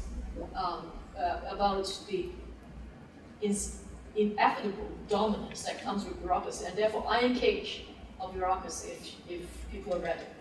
But for Goodman, he saw the possibility of another type of rules that actually could help the powerless to protect themselves. For instance, if I have rules to say, how do you protect yourself from harassment by, I don't know, by your professor? Well, there are rules that says that, they have to be evaluated too. Course evaluation is one good example. In the past, when I was an undergrad, there was no course evaluation. The students began to propose that, hey, we need new rules to evaluate the professor's performance. That's rules, but it's rules that's different from saying that, hey, you need to do this and that in order to graduate. So for Gunnar, it's a very insightful observation, but all began by going to a particular organization and paying attention to differences. Don't think all rules are the same. Don't think all gender are the same. Don't think all groups are the same. One thing that I've learned over the years is that you have to think about differences. Once you see difference, that's the beginning of some very interesting discovery and theorization. No difference, you have to worry whether you're doing the right thing in the field. Yes. 刚刚这个讨论，我觉得很有趣的一个地方是说， This is the Goodness table. You go back and study it. I think it's just gives you a very good sense of what is data collection, from data to concept formation to dimension, and then the theorization of the different bureaucracy. Okay, sorry, I just want to come. Yes. 我只是在想，如果我是韦伯，他会怎么样去反驳这个讨论？因为韦伯作为一个历史学家，他其实讨论的那个 bureaucracy 是一个 ideal type 嘛，所以他其实并不是没有考量到差异性，而是他说我今天去把这些不同的 bureaucracy 都找到，然后我去把某一些抽象的东西抽取出来，然后我去 build up 一个可以解释这些所有现象的观念。所以我们现在变成是说，把韦伯做的工作再把它倒过来做，就是所以我现在已经有一个 bureaucracy 了，然后我现在就看到那不同的个案里面，然后它是不同命名的，然后你就说那这样子韦伯他做了一些 overlook， 那这样子我们如何去就是判断这种历史学的方法？因为我觉得 ideal type 在社会学的讨论里面其实还是非常重要的，对，然后跟延伸个案法如何在可能它是不同的抽象层次的问题，但是它如何去就是在一个更大的理论的脉络里面，或是更大的一个方法论的脉络里面去放置它的位置。谢谢。你说 what you said, larger theoretical context. Now, what is larger? Theories are not better when they are more abstract, but they're more general.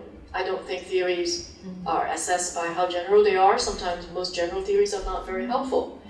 And so it's not a point to aim for ever general, ever abstract kind of theories. That's the first reaction. The second reaction, yes, ideal type is very important. But if the so-called ideal type ignores certain mechanisms that actually that would constitute alternative ideal type of the same phenomenon, then we have to think about, like here, I mean, you can say, well, all three are bureaucracy in some general sense because they're all about rules. They are also, once they're established, they involve domination because everybody has to subscribe to those rules, and they help to maintain the organization. So at some level, even though we have here Goodner's proposing 3 types of bureaucracy, we can say, well, it's still the same notion of bureaucracy.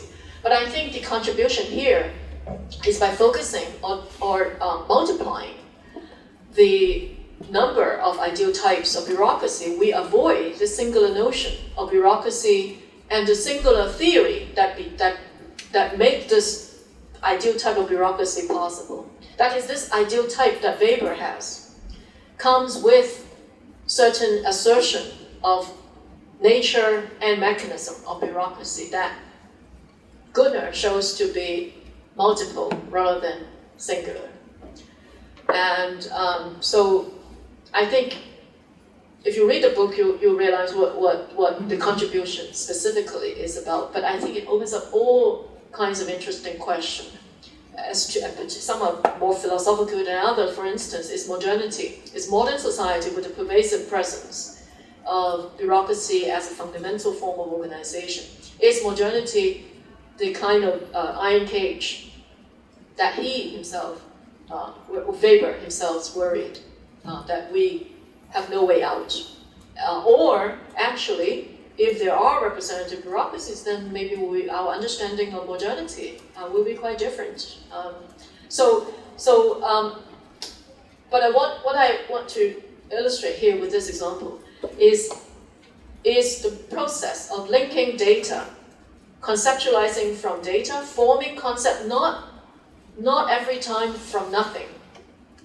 You can use existing, and there are plenty of concepts. The way we formulate research questions in this tradition already depend on existing concepts and theories. So there are already things you can rely on to build your concept, so you don't have to reinvent everything anew. And by choosing good theories, you are recognizing the important contribution of other social scientists to have studied that phenomenon, to save yourself time, to recreate what other people have already suggested. And that's how science, as an accumulation of knowledge, including the social sciences, accumulation of knowledge, move forward. I mean, because I assigned my 1995 piece in ASR, I was surprised. I mean, this morning I was looking, but I haven't seen it, I don't know, in how many years. I don't usually want to read my own books. So I have no idea what I've written for a long time because I put it down for so long. And then looking at my own review of the feminist literature, I realized how much things have changed in the 20 years since I wrote that piece, because the feminist literature has changed. I mean, those things that were new in those days are no longer new. And how did we make that progress? Well, because of the accumulation of numerous research, and people come to a new understanding of how gender works, what kind of feminist theory will be useful. And so the field has changed, and that's why it looked very outdated, because people don't, feminism is no longer the feminism that I wrote about at that time. So the progress that we make depends on people building upon each other, correcting, improving, and therefore I honestly don't think you need to invent your concept from nothing. Build on others' knowledge, using the concept, but refine them, twist them, enrich by your own concrete cases. Let me see if I need to. Okay, power and ethics is another topic, big topic. Before lunch we can't go into, but I want to flag this just to alert you that you'll be dealing with, besides during fieldwork, we're still talking about the process of fieldwork. During fieldwork, besides sampling, concept formation, the ongoing thing that you need to confront are power and ethical issues on a daily, moment-by-moment basis. And this is something that we should be aware of, be cognizant of, and there are a lot of decisions to make during the fieldwork process. Especially, do you have ILB? Apply to faculty, not graduates. What? You guys are free from ILB? Then you should do more research while you can. You can get away with ILB. Really? It's so interesting. Not for graduate students, but for faculty. Oh God. I will explain that. So they do know what is ILB, Institutional Review Board, and Human Subject Protection? 伦理审查。伦理审查, okay. Anyway, it's not as simple as it sounds. It's very bureaucratic, and I find myself violating it all the time. For the same reason that ILB is designed for. In order to achieve, that is to say, in order to achieve the goal of ILB, I have to violate ILB. This is what I found through my research process. This is something I want to explain to you and give you some sort of ground to consider on your own, make your own judgment, how to protect your human subject, which is the goal of the ILB. But in order to achieve that, my experience is that you have to think about how to tweak it, avoid ILB, and do what you said you would not do in ILB. So, but then there are also all kinds of ethical issues that we'll talk about as we move through the several research that I have done. Okay, so you are now free to go for your lunch, and I'll be reconvene 2 o'clock. 2 o'clock.